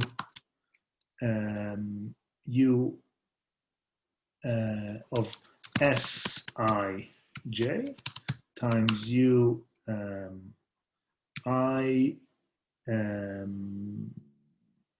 what am I saying? Sorry, UI. No, it's time. I'm doing it bad. So I need to write this like this. So still keep it as f of x, okay, times x I xj. There. Okay. 1 to 2. So you know what? Let's keep it 1 to n. So if you were to write out this product, so you'd multiply the vector x times the column vector x times the matrix S. So this thing that I'm highlighting now, that's a column vector. And then you would multiply, do an inner product between that and the vector x again. This is what this thing would look like. This was actually, yeah, it was actually in first semester a bit of a thing, but it's easy to review. So this is what this scalar would look like, which is a quadratic form. Now, if our x happens to be just two-dimensional, okay, as we have here, but it doesn't have to be, then look, the terms here, because there are four terms in the summation, I equals 1, j equals 1, I equals 1, j equals 2, I equals 2, j equals 1, I equals 2, j equals 2. So the terms are the elements of the matrix S multiplied by the cross term xy and x squared and y squared. Okay, that's so just try later, just a little exercise, just write this for, write this for a matrix, write this for a vector f x, let's call it u v. Or let me do it now. So you'll get s11 u squared plus twice s12. S is symmetric, so it's s12 plus s21, but it's twice times uv plus s22 ev squared. Okay, so this is how the, to be perfectly precise here, let me put the vector transpose, okay, because we're speaking of the vector is like an input, it's a column vector. So this is how quadratic forms look. So you get this function in two variables, the function from R2 to R, which is a quadratic form. And here what I'm doing is I'm plotting kind of random instances of that, and we're seeing that for some of them we get nice behaving functions that have a local minima, which in this case is also global minima, and these functions are also convex, even though we're not speaking fully about convexity. Okay, great. And for others, you can get a different matrix S, and I'm here showing its eigenvalues. This one still has nice eigenvalues, and here it's still going to be nice. And I just experimenting with this a bit in an idiotic manner, just a bit more. This one has now a negative eigenvalue, and whoops, it has a saddle point. So the crux of the story is that the positive definite matrices S, and we'll define what that means in a second, are exactly those ones where the ball is upward facing. And this also holds for 100 dimensions. Of course, we can't visualize the ball. But there are the cases where a local minimum is a global minimum. And there are the cases where you don't have this bad saddle point. Okay. Now, what makes a matrix positive definite? And there are 5 different criteria, or 5 different common criteria. Okay. The first 2 are most important. Now, what do I mean by 5 different criteria? This is math. What is 5 different criteria? So in math, you typically define something, and then you show if it holds, if that definition holds, then properties A, B, C, D, E, F, G hold. Okay. But alternatively, you could say there are equivalent definitions, because from each criterion you can get to the others. So these 5 criterions, which we'll speak about now briefly, are all equivalent definitions for positive definiteness. Okay. So the second one is really the one we really like. Okay. But the first one is also one we very much like, and the other ones are kind of less important. So let's start with the first one. Okay. So, I mean, they're all important, but this is kind of the key point. So remember, I had this Venn diagram. I won't go back to it because it takes a second to switch, but where we went from all matrices to square matrices to symmetric matrices, and we know symmetric matrices have real eigenvalues. Now, a positive definite matrix is if the eigenvalues are positive. Okay, so that's what makes a positive definite matrix. The eigenvalues are positive. Okay, and for many people regard this as definition, but it doesn't have to be because all of these are equivalent. Okay. And we like positive eigenvalues. So just so you see something here, I mean, now you guys are already SVD veterans, right? I mean, you had a full hour on SVD an hour ago. Okay, but go back to this this decomposition here for symmetric matrices that we had 3 weeks ago. Okay. So this decomposition is kind of the, let's call it the weak SVD. It's not as good as SVD because it only works for symmetric matrices, and of course they have to be square. Okay, SVD works for everything. But it's still nice because we decompose the matrix S in terms of an orthogonal matrix times a diagonal matrix of the eigenvalues times an orthogonal matrix transposed. Okay, so that's this. And I kind of told you, I said, hey, what you can do here is you can start with the most important lambda, which is kind of equivalent to starting with the most important SVD, singular values, sorry, and you with the highest lambda, and you can go down. But what do you mean by go down? I mean, what if S has negative eigenvalues? So what do we mean here? So this is really positive. This is really powerful when S is positive definite, or at least positive semi-definite, meaning that it has strictly positive or maybe non-negative correspondingly to positive semi-definite eigenvalues, because then you take the highest eigenvalue and the second highest, etc., etc. Okay, so that's just kind of as a little point. I hope that makes sense. So what makes a matrix positive definite? All eigenvalues are positive, strictly positive. Now, if you have a zero eigenvalue, then it's not called positive definite anymore. It's called positive semi-definite. What can you say about a matrix if it has a zero eigenvalue? What can you say about a matrix if it has a zero eigenvalue? Something, it's not full rank, right? Okay, so in fact, and our matrices are square here. We're speaking about eigenvalues. So the rank is the number of non-zero eigenvalues. Okay, so positive semi-definite matrices, the semi, you don't have this on the board, but you had this in the practical. Positive semi-definite matrices allow the matrix to be not full rank, but positive definite matrices, what do you say about them? They're always full rank. Okay, you can have, this matrix here is also full rank, right? Because eigenvalues are not zero. Okay, but it's not positive semi-definite or positive definite. Okay, the second criterion is called the energy-based criterion, is really the powerful one because it goes to this quadratic form, which is exactly this function we're plotting. So sometimes people call this very loosely the energy function, simply because in physics, you know, energy is things squared. You know, that's why this is called the energy. But also, if you let me go back to a nice positive definite one and just plot it. Okay, so this, I see this is going to be a ball because the eigenvalues are non-negative. Okay, it's a ball. It's quite a flat ball, but it's a ball. Okay.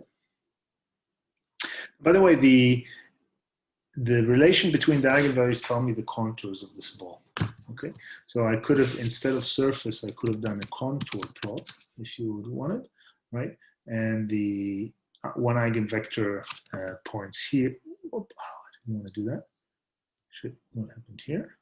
Okay, that's fine. One eigenvector points here and one eigenvector points here. Okay, this is just a contour plot version. I can go back to a surface plot. All right, so this is the energy, and a matrix is positive definite if for any vector x, this quadratic form is strictly positive. Its energy is strictly positive.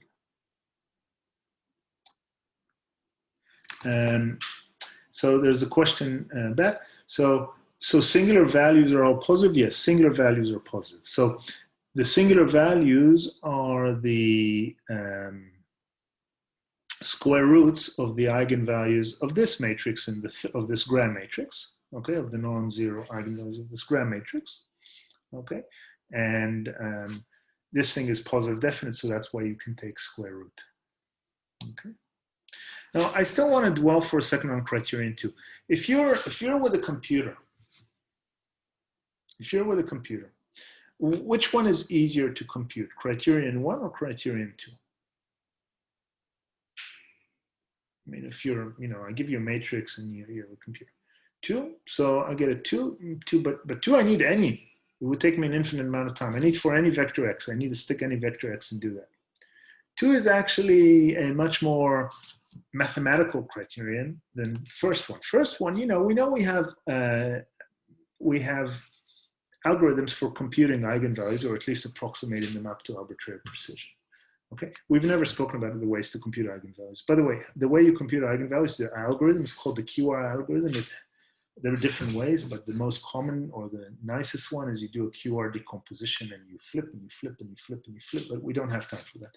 But you can look it up in your spare time over summer, how to compute eigenvalues numerically. So the first one you can compute. The second one you cannot compute, right? I mean, you can't try any matrix. However, sometimes to show properties, the second one is nicer than the first one, because it's in a sense the most natural one. Because the second one means that when you look at this quadratic form, it's never going to go below 0. I mean, these bad quadratic forms here, let's get a bad one again. Okay, like this one. This is bad. It goes negative. Okay, it's a bad quadratic form. It goes below 0. Whereas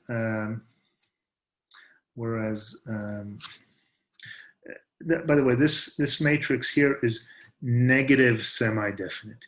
You don't often use the negative definite and negative semi-definite. You just speak about positive definite or positive semi-definite, because you can always flip, right? If these are the eigenvalues of S, I can always do minus S. Look, I can do minus S and flip the guy, right? Flip the guy. Okay. Yeah. So all I want to say is the first one is very constructive, the second one less.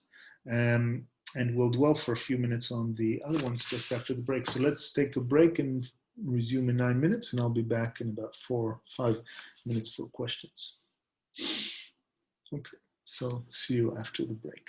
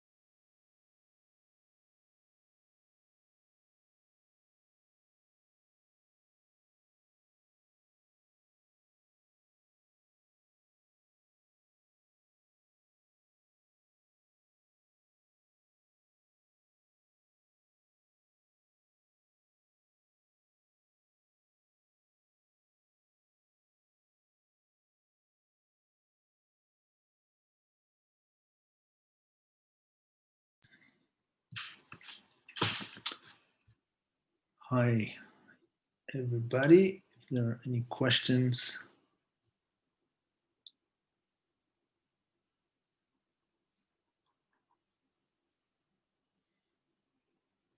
We'll resume in a few minutes.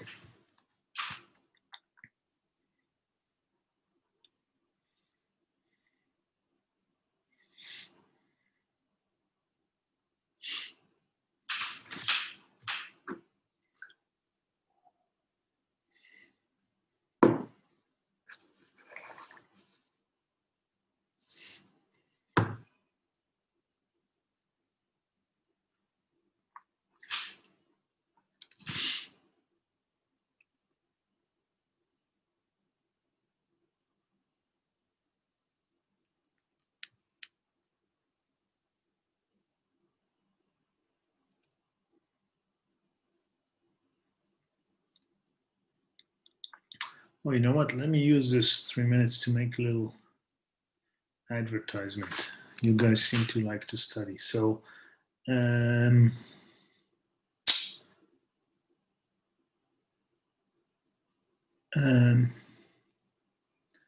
no, let's leave the advertisement and go to your question.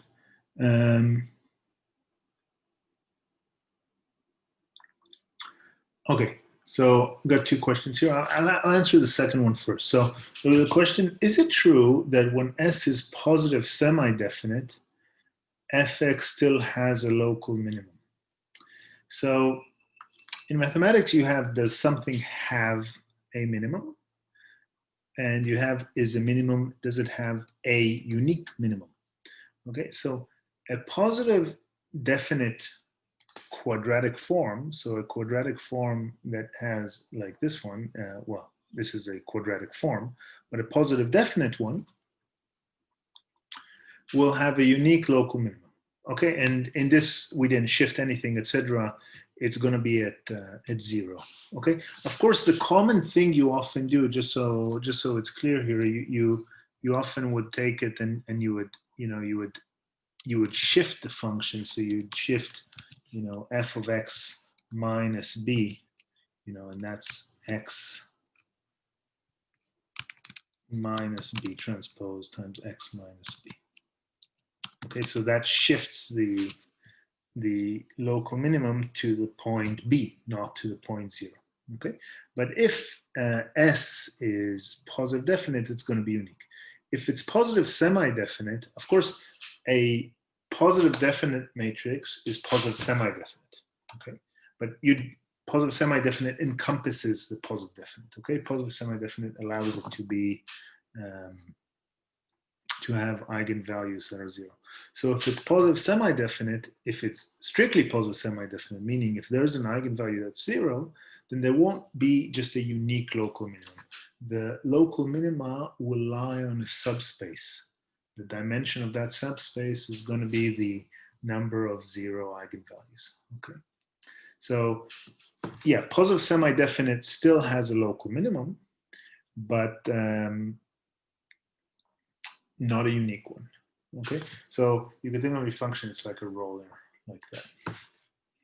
Okay, so let's just create one like that, just to do this. So I'll just do here. I'll do S equals 5 or 4 0 0, for example. The eigenvalues of this matrix S are 4 and 0. Okay, so if I plot it now, it's going to be like this skateboard ramp. I mean, the other one's also skateboard ramp. Okay, so it's not a unique local minimum, right? That's the case. Now let's go to the other question. A2Q2A. A2, assignment 2, Q2A. Okay. Present the companion sign of this polynomial. So no, I mean, this polynomial, you can write the polynomial in any way you like, but to speak about the companion matrix, represent it like that. Okay, so take these coefficients, so open up the brackets here, okay, and then multiply by, get the coefficients taken in the companion matrix.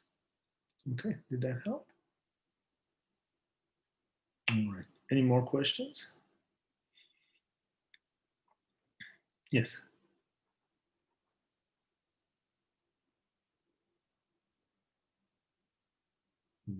Go for it. What's the question? Oh, but the PU needs plus U3 plus U cubed. Yeah, so no, but yeah, I see. So okay.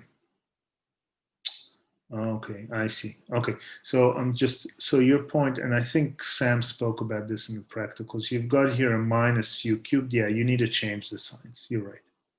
So to find the roots, you're right. So this is like, this is not a the way I wrote it here, it's not a monic polynomial because the polynomial is like minus U to the n. So indeed you need to flip the signs. Yeah.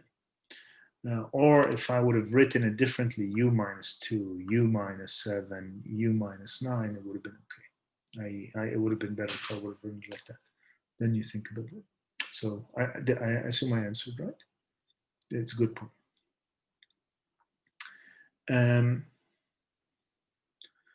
Okay, so, and now there's a question, is it true that you can use second derivatives to show positive definite?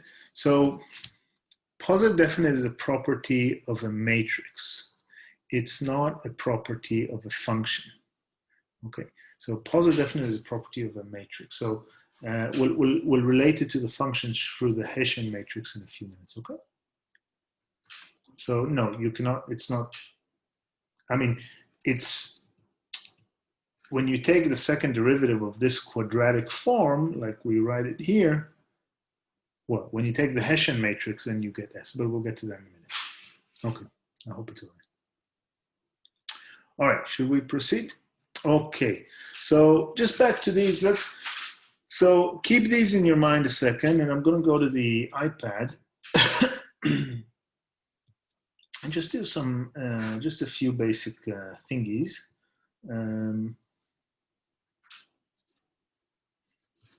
Oh, I actually, yeah, okay. So I didn't speak about all of them, but I'll speak about all these properties very briefly in the iPad. By the way, we're doing, we could do much more on this. It's just not a whole lot of time, but we're doing the core of what we can. So, so we say that S, by the way, sometimes what you do is you write like this, you write a sign like this, and that's like positive semi-definite, for example, you know, or you'd write it without, it's not so standard, but just so you know, so it's like an inequality, oops, it's like an inequality that's not like this funny inequality, okay? But this is very different than speaking about matrices that have positive entries, okay? So we're speaking about the eigenvalues, about the spectrums being non-negative, or, you know, like this, it's positive definite when I write it like that. Okay. So the, you know, the criteria was, one was eigenvalues are positive. The second criterion was X transpose Sx was greater than 0 for all X not 0. Why do we say for all X not 0? Because for X 0, this thing is obviously going to be 0. Okay. Now, if you'd want to write this second criterion for positive semi-definite, so you'd say positive semi-definite is X transposed Sx is greater or equal than 0 for all X. So you also allow the X equals 0. So that's how you define the energy-based definition of positive semi-definite. Okay. So let's see if we can get from 1 to 2. Okay, let's try this. Let's try to get, we won't do all the criteria. Some of them are quite complicated, but let's go from 1 to 2. And this 2 is a very important criterion because it's very natural. Okay, so we know that Sx equals lambda x. Okay, where x is not 0, it's an eigenvector. Okay, and according to 1, we know that lambda is actually greater than 0. And we know that lambda is real. I mean, otherwise, you can't say that a complex number is greater than 0 anyway. I mean, you can say that the modulo is greater than 0, something like that. All right. So what we're going to do is we're going to multiply this on the left-hand side by x transposed. And that's going to be lambda x transposed x. Okay. Now, x is not 0, or you could write that as lambda norm of x. Oops, what did I do? What kann ich helfen? No, nicht. Ich finde dich cool. Okay, so, sorry, did you lose it? Okay, I'm not sure if you could see. You could still see? No. Can you see my screen, or I stopped the sharing? No. So I press Siri. I had a German Siri, and it is nicht gut. So I tried to learn German with Siri, very bad idea. And Siri anyway is a bad idea. Okay, Siri is the speaking Apple. Okay, so this is x, the norm of x squared, right? So the vector x is not 0. What do we know about the norm of x squared? It's strictly positive, right? And lambda is strictly positive. So hence all this thing is strictly positive. And that's it. So that's how we get from 1 to 2. Yeah, okay. Now look, 2 we like because 2, let's say here's like a claim. Here's a claim, and it's an important claim. If A positive definite and B positive definite, C equals A plus B is positive definite. Okay. So that's kind of nice. We can add 2 positive definite matrices and they'll stay positive definite. Now, can we do this using eigenvalues? Like, do we know, I mean, we know the eigenvalues of A are strictly positive. We know the eigenvalues of B are strictly positive, but you know, when you add matrices, you don't know anything about the sum of the eigenvalues of the sum of matrices. You know, you don't know just like that. Or you don't know their values, you don't know how to compute them. However, let's just use the energy-based definition, okay? So let's do x transpose cx, okay? That's x transpose. So we're doing a quadratic form on the matrix C. So x transform A plus B. X, and now, you know, we like distributing. So x transposed A, say, let's do it in steps just for the fun, okay? Times x, okay, or x transposed ax plus x transposed bx. Positive definite, or a is positive definite, so this is greater than 0. This is greater than 0. The whole thing is greater than 0. So this is greater than 0. So C is positive definite. Yeah, see how that works? So that energy-based definition is good. Now, the third criterion is kind of interesting. It means, so criterion 3, I'll just write it, it's criterion 3. S equals A transposed A for A with independent columns or 0 null space. Okay, so this is nice because it means that, okay, first of all, it tells you if the matrix is positive definite, then you can find some matrix A such that A transposed A is going to be S. And it means that if you can find such a matrix, then it's positive definite. So there's another question on the chat. Semi-positive and positive S must have minimum. I don't understand the question. Once again, I'll read again. To be over 0 again. So hold on. So one question at a time. So the first question is semi-positive and positive. So positive semi-definite S and positive semi-definite S. And then you wrote X, S, X transposed. I guess you mean X transpose SX. That's fine. Must have a minimum? Yes. Yes. So it must have a minimum because of this energy-based definition. I mean, you know, that definition says this thing is greater than 0. And, you know, there's issues, by the way, in analysis. You can have something that's greater than 0 and never has a minimum because, like, the function 1 on x, you know, it never has a minimum. It doesn't have a minimum 1 on x when you look at x positive, because you get closer and closer to 0.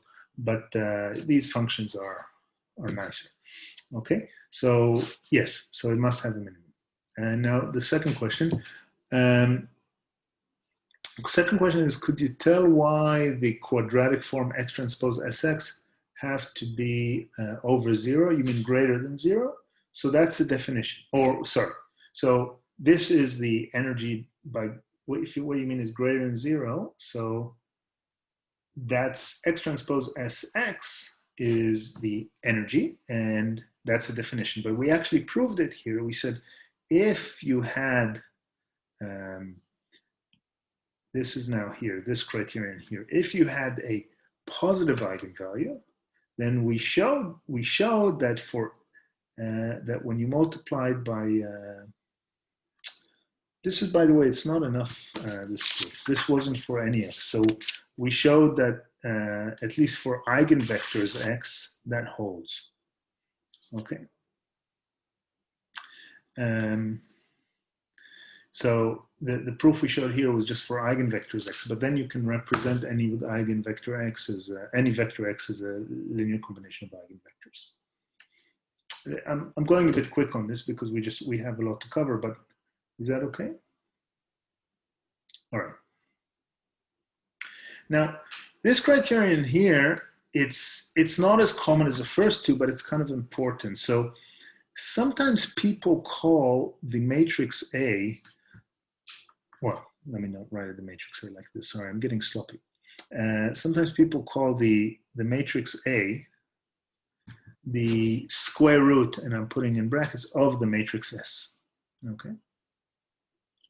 And the reason is, you know, a matrix doesn't have a square root, but this is like, I give you a matrix S, you'll give me a matrix A, such that A transpose A equals that. And we might have time to show that a way to decompose S. So this is like a factorization, by the way. You see what we're getting here? I'll write it again one more time. I'm giving you some matrix S. You will now give me some A transposed A, or you'll give me a matrix A such as A transposed A equals S. Okay. So you already know of one such factorization. You can do it via S equals Q lambda Q transposed, for example. I mean, you know that S is symmetric, so this holds. So what you could do is you could do something like Q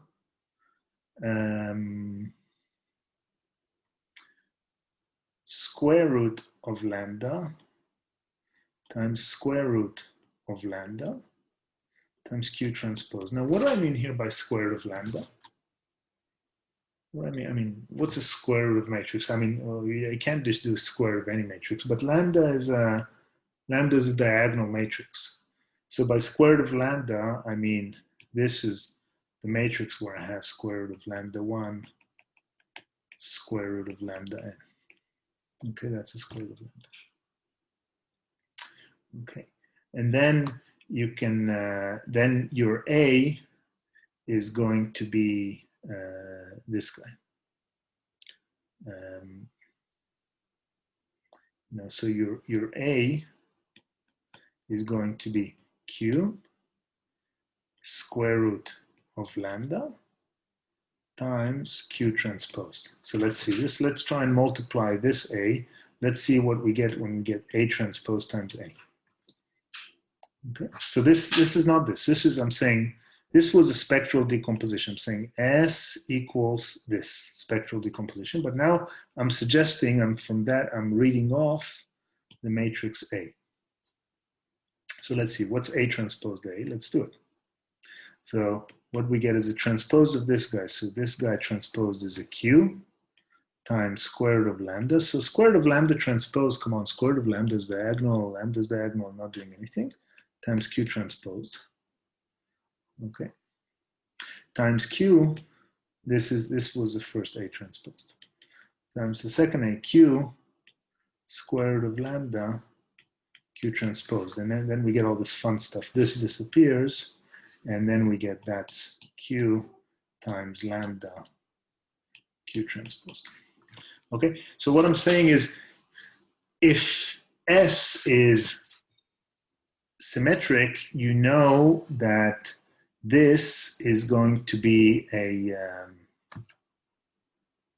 that one of these A matrices, such as it's called like the square root of S. A different one that we might get to in 2 weeks is the Koletsky factorization. Okay, so I'll just write it here. Koletsky, maybe I misspelled it. I should be careful. Koletsky, I think I spelled here, sorry. Okay, I won't get to it. Koletsky decomposition. So S equals A transposed A, but A is lower triangular. So this first way of doing it is using the spectral decomposition, which has to do with orthogonal matrices and eigenvalues, but the second way is using, this is using LU decomposition. Okay, sorry, I think I'm not giving you the full details, so I'll stop. But Koletsky decomposition is important. We might get to it in 2 weeks. So there's a comment. So A equals A transposed A. No, so S equals A transpose A. Yes, S equals A transpose A. Yeah. Okay, it's not as critical, but as the first two definitions when you're speaking about positive definiteness, but it's important. Now, the fourth definition or criterion is sometimes called the Sylvester, that's a person, criterion. And then you take the matrix S. So the matrix S here, I'll write it like this. And what you do is you compute the determinant of this 1-by-1 matrix. What's the determinant of the 1-by-1 matrix? What's the determinant of the number 7? 7, yeah. It's just same as its eigenvalue, 7. And you compute the determinant of this 2-by-2 matrix, and you compute the determinant of this 3-by-3 matrix. You compute the determinant of this 4-by-4 matrix, up to the last one, determinant of the n-by-n matrix. And if all these determinants are strictly positive, then the matrix is positive definite. I mean, this is just important maybe to tickle your imagination in the sense that, first of all, determinants are kind of involved in this obscure way, and we never cared before about the sign of a determinant. Okay, I mean, the important thing before for us with determinant was determinant 0 or not, singular or not singular. And now, if all these subdeterminants are going to be strictly positive, the matrix is positive definite. We won't use that really. And the fifth way is when you do Gaussian elimination, and we won't use that either. All the pivots are also positive. So the nice thing is one can dive into it deeper. All of these are criteria, are kind of competing criteria that show us, that indicate that a matrix is positive definite. Okay, but again, the two important ones for us, the really kind of critical ones are the sign of the eigenvalues or the energy-based definition.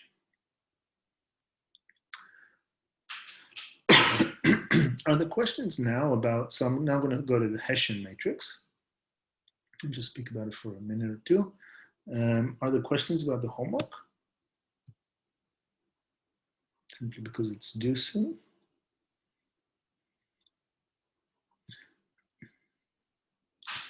Oh, so are projection matrices positive definite? So that's a nice question. And so we computed the eigenvalues of a projection matrix. If you remember projection matrix, first of all, you're allowed to ask that question, okay? I mean, you can't ask, by the way, I cannot ask if any matrix, I can't ask if a non-square matrix is positive definite. It's just not allowed to ask. Some things you can't ask, cannot ask, okay? I cannot ask if a non-symmetric matrix is positive definite. So we restrict attention to symmetric matrices. But the projection matrix is symmetric, hence it's all square. So it's a valid question. Now we actually computed its eigenvalues, and we saw that the eigenvalues are either going to be 1, because if you're projecting onto a subspace and you're on that subspace, then the eigenvalues are 1. Or if you're completely orthogonal to that subspace and you're projecting, what's the eigenvalue? 0. So is it positive definite? I mean, unless you project, it's positive semi-definite, right? Exactly, well done. Okay, it's positive semi-definite. There goes that quiz question. Okay, so that would have been like a challenging quiz question, okay, which won't be in this year. Let's see, there's another question. Should F always be C times the quadratic form C is real? So C here doesn't matter much because you can subsume C and H. Did you? But no, so this is, okay, and that brings us to what we're speaking about now. So if I don't answer your question through what we're describing now, then let's stop. Okay. All right, so basically what we did up to now, you know what we did? We did parabolas. I mean, come on, guys, look at this. This is a parabola. That's what we did. We've been doing parabolas in the past hour, but they're just multi-dimensional parabolas, okay? And they're only non-necessary parabolas, and they can also have saddle points, okay? In one-dimension, parabola either goes like this or like this, okay? In 2 dimensions, we could get the saddle points, and same in many dimensions. But in general, you know, math goes beyond parabolas, okay, in one variable. And in many variables, you speak often about functions from Rn to R. A lot of what you do in machine learning and in data science is functions from Rn to R. Often R will be, that function will be your loss function, which will say how far you are from an optimum. Okay, so often you speak about functions that are from Rn to R. And, you know, sometimes you have them explicitly in formulas, but often you don't. Sometimes you don't. Now, we spoke for these functions, you know how to compute the gradient of this function. And the Jacobian here is just the gradient transposed. Okay, that's because this is not a mapping from Rn to Rn. This is just a function from Rn to R. The second most important matrix is the Hessian matrix. Hessian, okay? The Hessian matrix. So this is a matrix with the following entries. So you take, in the first row, you take derivative with respect to the first variable, and then the second variable. So dx1, dx2, it's all two partial derivatives. Okay, dx1, dx3, dx1, dx4, up to dx1, dxn. Okay. And this is the second row, this is the third row, etc. The Hessian is nothing but the Jacobian of the gradient. And I mean, if you think about it, the gradient is a mapping from Rn to Rn. Okay, that's what a gradient is. It takes you take a point in Rn, and it gives you another point in Rn. Now we're going to see, we're going to take the second derivative of it. And that's how you get the Hessian matrix. So this is, in matrix algebra, the closest and best that you get to the second derivative. Now, as you guys know well from univariate calculus, well, you did in MATH7501, or you reviewed it, or etc. You know, you got a function, you see if it's a local minimum or local maximum. After you've got a critical point, you compare the second derivative, right? So if the function is going like this, that means the derivative is going up, so the second derivative is positive, so second derivative is positive, so it's a local minimum. Hessians, we care if a function is at a local minimum. It will be at a local minimum if the Hessian is positive definite at that point.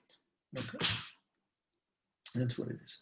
Now let's for a second just realize what second derivatives are. So second derivatives in one-dimensional functions, what we're doing is you could think of a Taylor series approximation of a function at a point, and you're at any point approximating the function by a parabola. The same way in this very complicated world, we can at any point we can say this is now, let's think of some function f. So now look at this equation. Okay, so I can say f of x, if I move a bit by delta x, then a linear approximation, this is what I'm highlighting now, is just a linear approximation, this highlighted thing, is, you know, it's the function plus its gradient. But I could do better. I could also get a second order approximation, and what do you have here? So you have a quadratic form here. So I get a quadratic form around the error. So for functions, the Hessian at any point, or this is the second order quadratic approximation for the function, and the Hessian at that point tells me about the curvature of that function. Okay, and if the Hessian happens to be positive, positive definite. If the Hessian is positive, so the Hessian is just like, right, it's a function of x, and x varies everywhere. So if the Hessian is positive definite, then that is one of the definitions of calling the function convex. We're not dealing with convexity fully in this course, but convex means in the sense upward facing and nice, and it means that if you go down, then you're always going to reach local minimum, which is also global minimum. Now, of course, when you're dealing with this in practice, often you can't compute the Hessian, but still it's useful. You can, and sometimes you do. Sometimes you approximate the Hessian. But this is a great second order approximation. Okay, I mean there's a lot more to it. So what I'm saying so far is the Hessian matrix, just like the gradient is a vector that depends on a point in n-dimensional space. And just like the Jacobian is a matrix that depends on a point in n-dimensional space, the Hessian is a square matrix that depends on a point in n-dimensional space. And for any such function, the Hessian varies as you move around the function. Now, if our function was this very synthetic, simple function, then its Hessian is everywhere. Try computing the Hessian of this. It's just going to be S. It's like the Hessian is just going to be the constant S. But if the function was more complicated, the Hessian will vary. But still, what you're doing is with the Hessian, you're getting a second order approximation. So that's kind of a whole lot, but that's pretty much all I wanted to say about the Hessian. But let's see, do you have questions about the assignment dealing with the Hessian?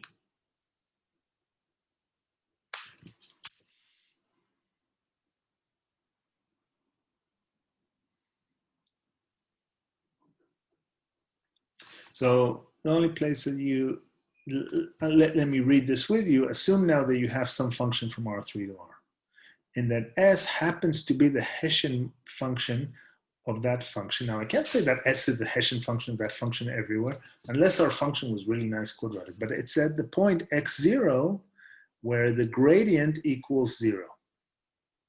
That means that it's at a critical point. What are the conditions on A and B, because A and B, it's what parameterizes, to be a local minimum or a local maximum?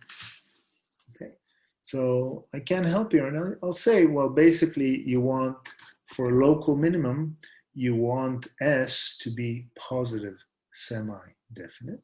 For a local maximum, you want it to be negative semi-definite. If we wanted uniqueness, then it needs to be positive definite or negative definite. Okay. Any thoughts, questions? I mean, as I said, the lecture would be a bit messy today. We're going all over the place. All right. So this was our very quick tour through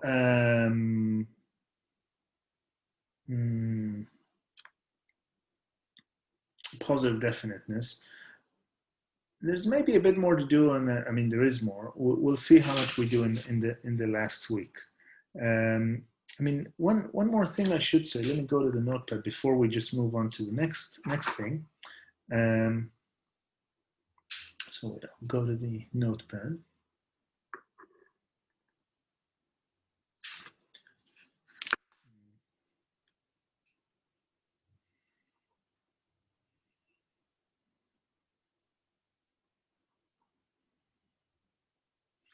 So maybe it's good to actually relate it now and spend the rest of the time. So in view of the fact yeah, okay. So what I still wanted to do today was speak about covariance, but I won't do that today because that's an important subject that can take a good part of, or good 20, 30, 40 minutes of the last lecture. I wanted to very briefly mention Jordan canonical form, but that's just something that you should know about. It's not, we won't dive into that. And I wanted to speak about matrix exponentials, also something that you just know about. But what I might do is go and we'll go back actually to least squares, and that can serve as a bit of a review for least squares, and we'll also connect it to positive definiteness and to minimization, okay? Because we looked at it a bit, but not a whole lot, okay? So let's do the following. So so I'll remind you, right? We didn't say the word least squares at all today. So you can see the screen. I'm not sure if you can you see my, can you see, oh, and I can't even see the chat. Sorry.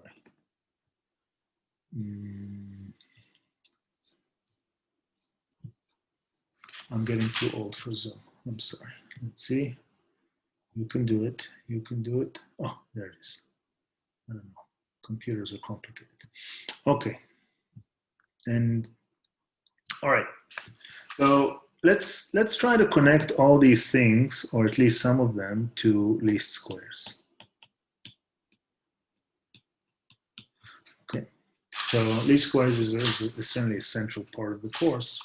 One of the important things you're doing. So let's try and connect all this stuff to least squares, or some. So in least squares, I remind you, we have, in general, we have some, by the way, SVD is also related to least squares because we can handle with the case that A is not, does not have independent columns, but again, that's something that we'll just touch on later on. So in least squares, you have AX equals B. I mean, that's one way of looking at least squares. I mean, that's in general a system of equations, but you know, let's say A is M by N with M greater than N, okay? So it's A is skinny and null space of A equals 0, okay? So that means that the columns of A are linearly independent. So the big thing about least squares is that, you know, you've got the Moore-Penrose pseudo-inverse, and that's A dagger, which is A transposed A inverse times A transposed. And this matrix, this Gram matrix here, is non-singular because A is full rank, okay? And by the way, Moore-Penrose, so the second guy, Penrose, just got a Nobel Prize. Not for this, for work on black holes, but he just got a Nobel Prize now. So that's kind of nice for the Moore-Penrose pseudo-inverse. Okay, so then if you do A dagger AX equals A dagger B, A is the left inverse for the matrix A. I mean, you see this because this A here kind of pops in there and it cancels it, okay? So what you get is you get a, let's call this X hat equals A dagger B, okay? That's your least squares minimization solution. Now, what are we doing when we're speaking about least squares? So what we're looking to minimize over all the vectors x in Rn, right? A is m by n, so we're looking for x is n-dimensional vector. The norm of ax minus b squared, okay? This guy here, this is our loss function. And let's tie this to everything we've spoken in kind of a very loose way, or maybe not so loose, I don't know, okay? So let's, and by the way, the argmin of that equals the argmin of xrn of ax minus b with no square, okay? So none of this square on the top. So the actual norm, but it's easier to work with the norm squared. So the minimization is the same. We argued why that's true, okay? But we prefer to look at this guy. Okay, so argmin is the x that minimizes this. The min is the minimal value, but in general, this is minimization problem. So let's look at our objective. And A is data that we've collected, and you've also seen, obviously, and you should know this, I hope, not well by now, you've seen how to stick here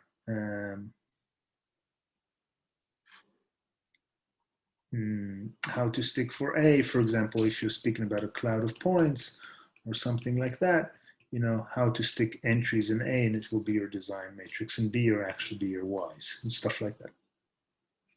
Okay, so let's look at AX minus B norm squared. So that you can write as AX minus B, this is a vector, transpose times AX minus B. Okay. Well, first of all, let's just acknowledge that this is the form of the objective. Okay. Now, just so you know, we can actually represent this if we would work a bit. We can represent this as follows. So we can do stuff like this. We can do this as like X transposed A transposed minus B transposed. That's this guy times AX minus B. Okay. I mean, I've just distributed the transpose of the sum is sum of the transpose, and here I've flipped the guys. Okay. And we can also do now kind of good old distribution. And do this distribution. Let's just do this for the fun for a second. So that's X transposed A transposed A X. That was kind of this times that, the most important guy in a sense. Say minus B transposed AX. That's like this guy. Say maybe minus X transposed A transposed B, that's like this, and then maybe plus a B transposed B. Okay. Now, I want you to see this because, let's see, so this thing that I'm highlighting here, I mean, actually all of these terms, what are they? Are they vectors? Are they scalars? All of these four terms, are they vectors? Are they scalars? Are they matrices? What are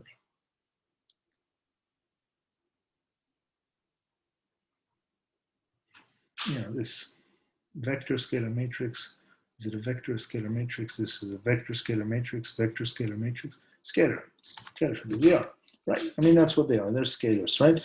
So if there's a scalars, let's also take this one and let's do the transpose. Transpose of a scalar, scalar of a transpose. So I'll write it again, X transposed, A transposed AX, that was the first one, minus B transposed AX. Now minus B transposed AX transposed. Right, this was an A and this was an A transpose, so I've now done transposition. What is this? Oh, come on. No more features. Sorry. Go away. Thank you. Okay, plus B transpose B. Or just a bit more, X transposed A transposed AX minus twice B transposed A, X. I made a mistake. Yeah, this transposes a mistake.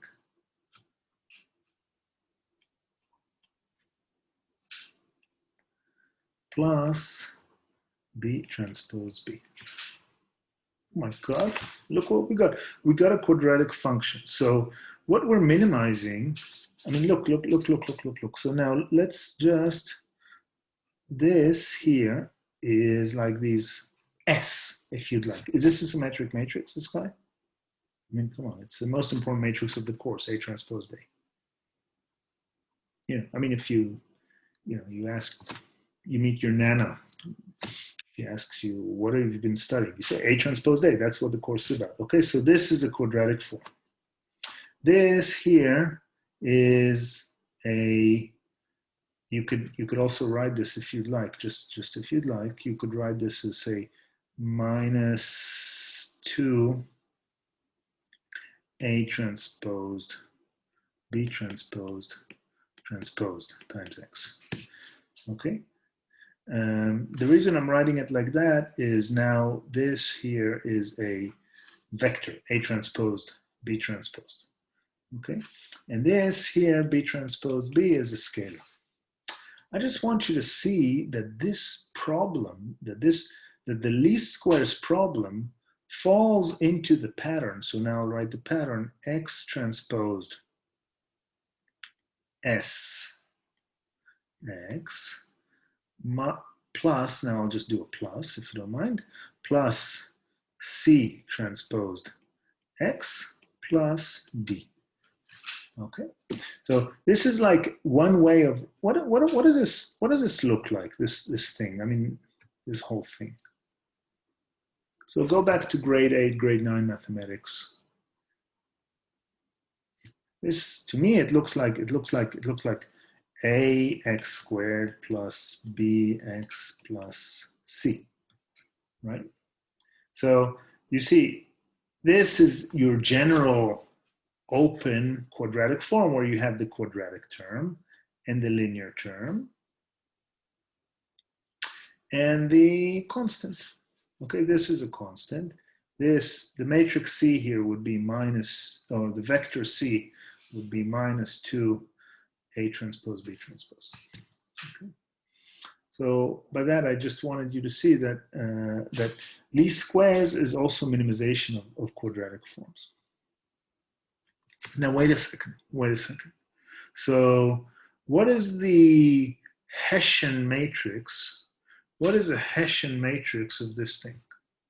What is the Hessian matrix of this thing? So let's call all of this, let's call this L of X. Okay, that's our loss function. Okay, that's our function. I mean, if L of X is never going to be negative because there's a square here. Okay, but you know, if it's 0, are we happy? Because then, you know, we get a perfect fit. Ax equals b, but it's not going to be 0. Life isn't perfect, you know, but it's good. We want it as low as possible. So let's now compute the Hessian matrix, the H of L, the Hessian matrix of the L of X. Well, an exercise for you, I won't do it fully, but you could see that once you take, if you write out the elements, you take the first derivative goes, the second derivative goes, all it's going to be is just S. And that S is just A transpose A. So the Hessian matrix of the least squares problem is A transpose A. Now, because of that, because it has a form A transpose A, and because of one of the properties is if you can write or you can show this in many, many ways, but because it has A transpose A, then it also has a unique, well, then it's positive definite. So let me just write is positive definite. And, you know, that means a variety of things. It's positive definite if A is full rank. Okay, so that's kind of one relation to least squares. A different relation to least squares is is to actually, there's a bit more of a computation. Are there any questions, by the way? I mean, I'm speaking and speaking and speaking.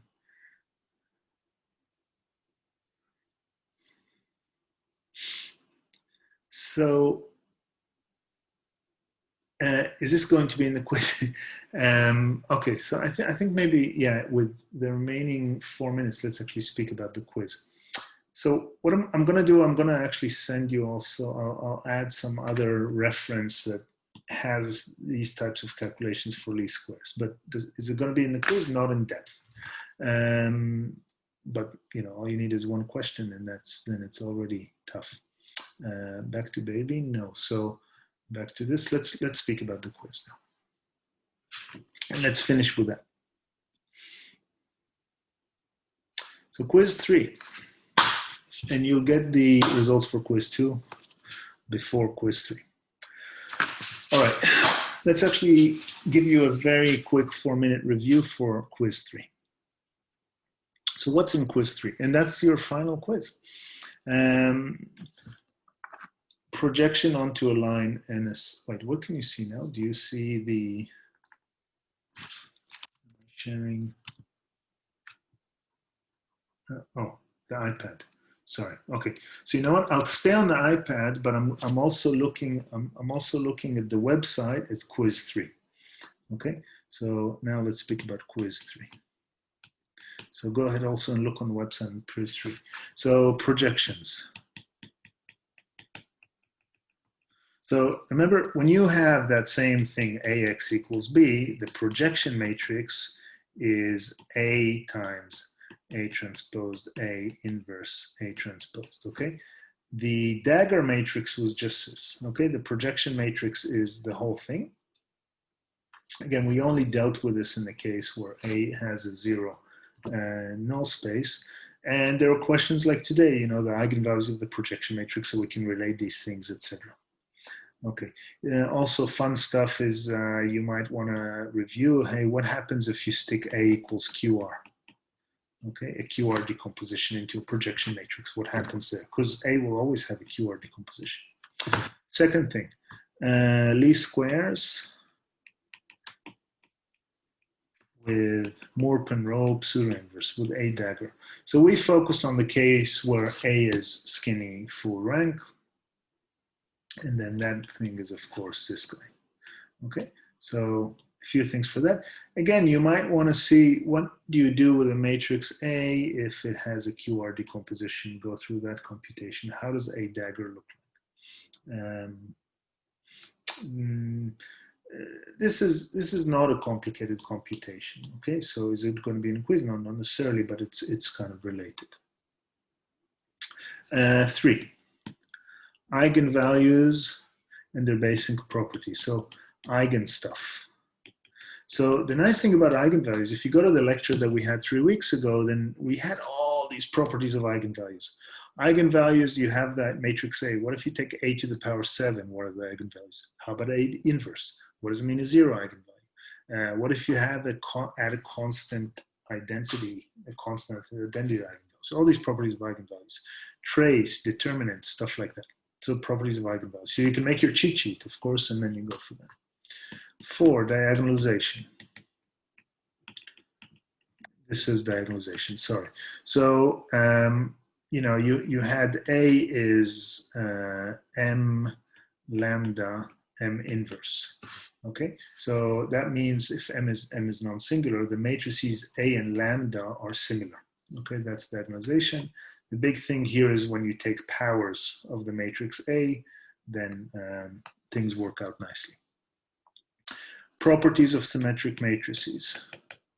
Okay, the 2 main properties are obviously the eigenvalues being real and the eigenvectors can be found to be orthogonal. Okay, and these are the 2 properties, and from there a few things stand around. 6. Quadratic forms, positive definite matrices and their properties. So the quadratic forms that we spoke about now, positive definite matrices, we gave a few of those properties. There was, for example, a small thing to show, we just showed today that you know, this thing that you do X transpose A plus B times X, the energy-based definition. If this is positive definite, this is positive definite, then the whole thing is positive definite. These types of basic calculations, there might be a few quirks like that. And 7 is Hessian matrix, not much more than what we said today, or just what we said today, pretty much. With the Hessian matrix, with a small example, we can actually get you to do derivatives. Okay, so you had that in the first quiz. So if you go back to the first quiz, there was the Jacobian matrix of a transformation. So for a simple function, you know, from a simple function from R2 to R, for example, you know, it's just such as FUV equals, for example, U plus EV and UV squared, for example. You know, what is a Hessian matrix of this function? Okay, stuff like that. And that's it, that's your quiz. Quiz is never too complicated.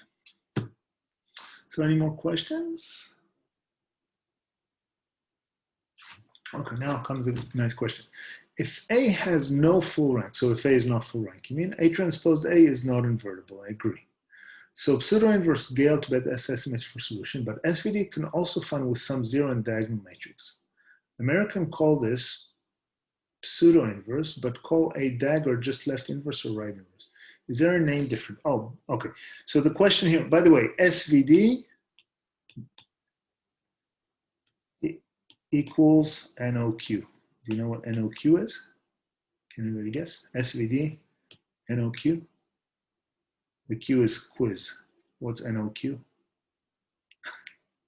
SVD, NOQ. Come on, you want to go to sleep? Me too. Not on quiz, yeah.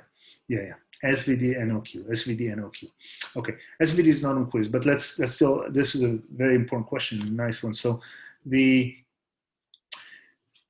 SVD, when A is not full rank, and we'll do this in the next week and a half, but we have about 4 hours of babbling together. This together is very one-dimensional, but we have about 4 hours of that. So when A is not full rank, you could still get the pseudo-inverse to be U times sigma, a special sigma, so it's like the squares of this, this is like the sigma when you get the one on the singular values, one on the other singular value, etc., times B transposed. And this is nice, and we will see that it's not hard. So and you have this if you go to the Statistics with Julia book, the copy that you have in the Blackboard. So I put a formula for that. So the Moore-Ponroe pseudo-inverse is anything that resolves AX equals B. The form of the Moore-Ponroe pseudo-inverse A is A transposed A inverse A transposed is relevant when A has a zero null space. Otherwise, you have other forms. Now, in this case, when you do this, a X hat is a dagger B. The point is you have multiple solutions to minimize least squares, because it's just like this quadratic problem. It's related to everything's related. S, think about the question that was just asked. Sorry, we'll finish in a second. So you see this is now, because A is not, it might be skinny, but it's not full rank. So it has some columns that are linearly dependent. The null space is not zero. This dude here is not positive definite, it's positive semi-definite. So you actually have multiple x's that minimize AX equals B. That minimize this. However, the SVD-based solution is within all those minimizers, it will be the one that where X is minimum norm. I hope that kind of helped to that question. Any more last questions? Okay, everybody. So good luck. Consultation hour is, you feel free to come to the consultation hour. There's been very low attendance to consultation hour. So there's a question, one more. Is it common to use companion matrix to solve eigenvalues in practice, or what's the application of the companion matrix? Okay, so two applications of companion matrix. I mean, companion matrix does not solve eigenvalues. Companion matrix takes the problem of, I mean, look, it's very wasteful, right? I mean, you've got this matrix and all you're doing are ones and diagonals and put the stuff on the bottom. Companion matrix connects, shows that the eigenvalue problem is equivalent. I mean, we knew that for solving eigenvalues, you solve a polynomial. Now we say to solve a polynomial is like to solve eigenvalues. So if somebody comes to you and says, I have a great eigenvalue solver, then you say, let's use it to solve polynomials, and vice versa. Before it was only one way, okay? Another use for a companion matrix is in a wonderful field called control theory, linear control theory, where you can do similarity transformations between systems to the companion matrix. So the diagonalization is not the only similarity transformation. You can also do a similarity transformation to things that look like companion matrix to better analyze properties of systems. Okay, more questions? Okay, everybody, so feel free to join the visit hour. Again, there's no visit hour this Friday, so it's only Wednesday at that time I published, and have a good afternoon or a good night.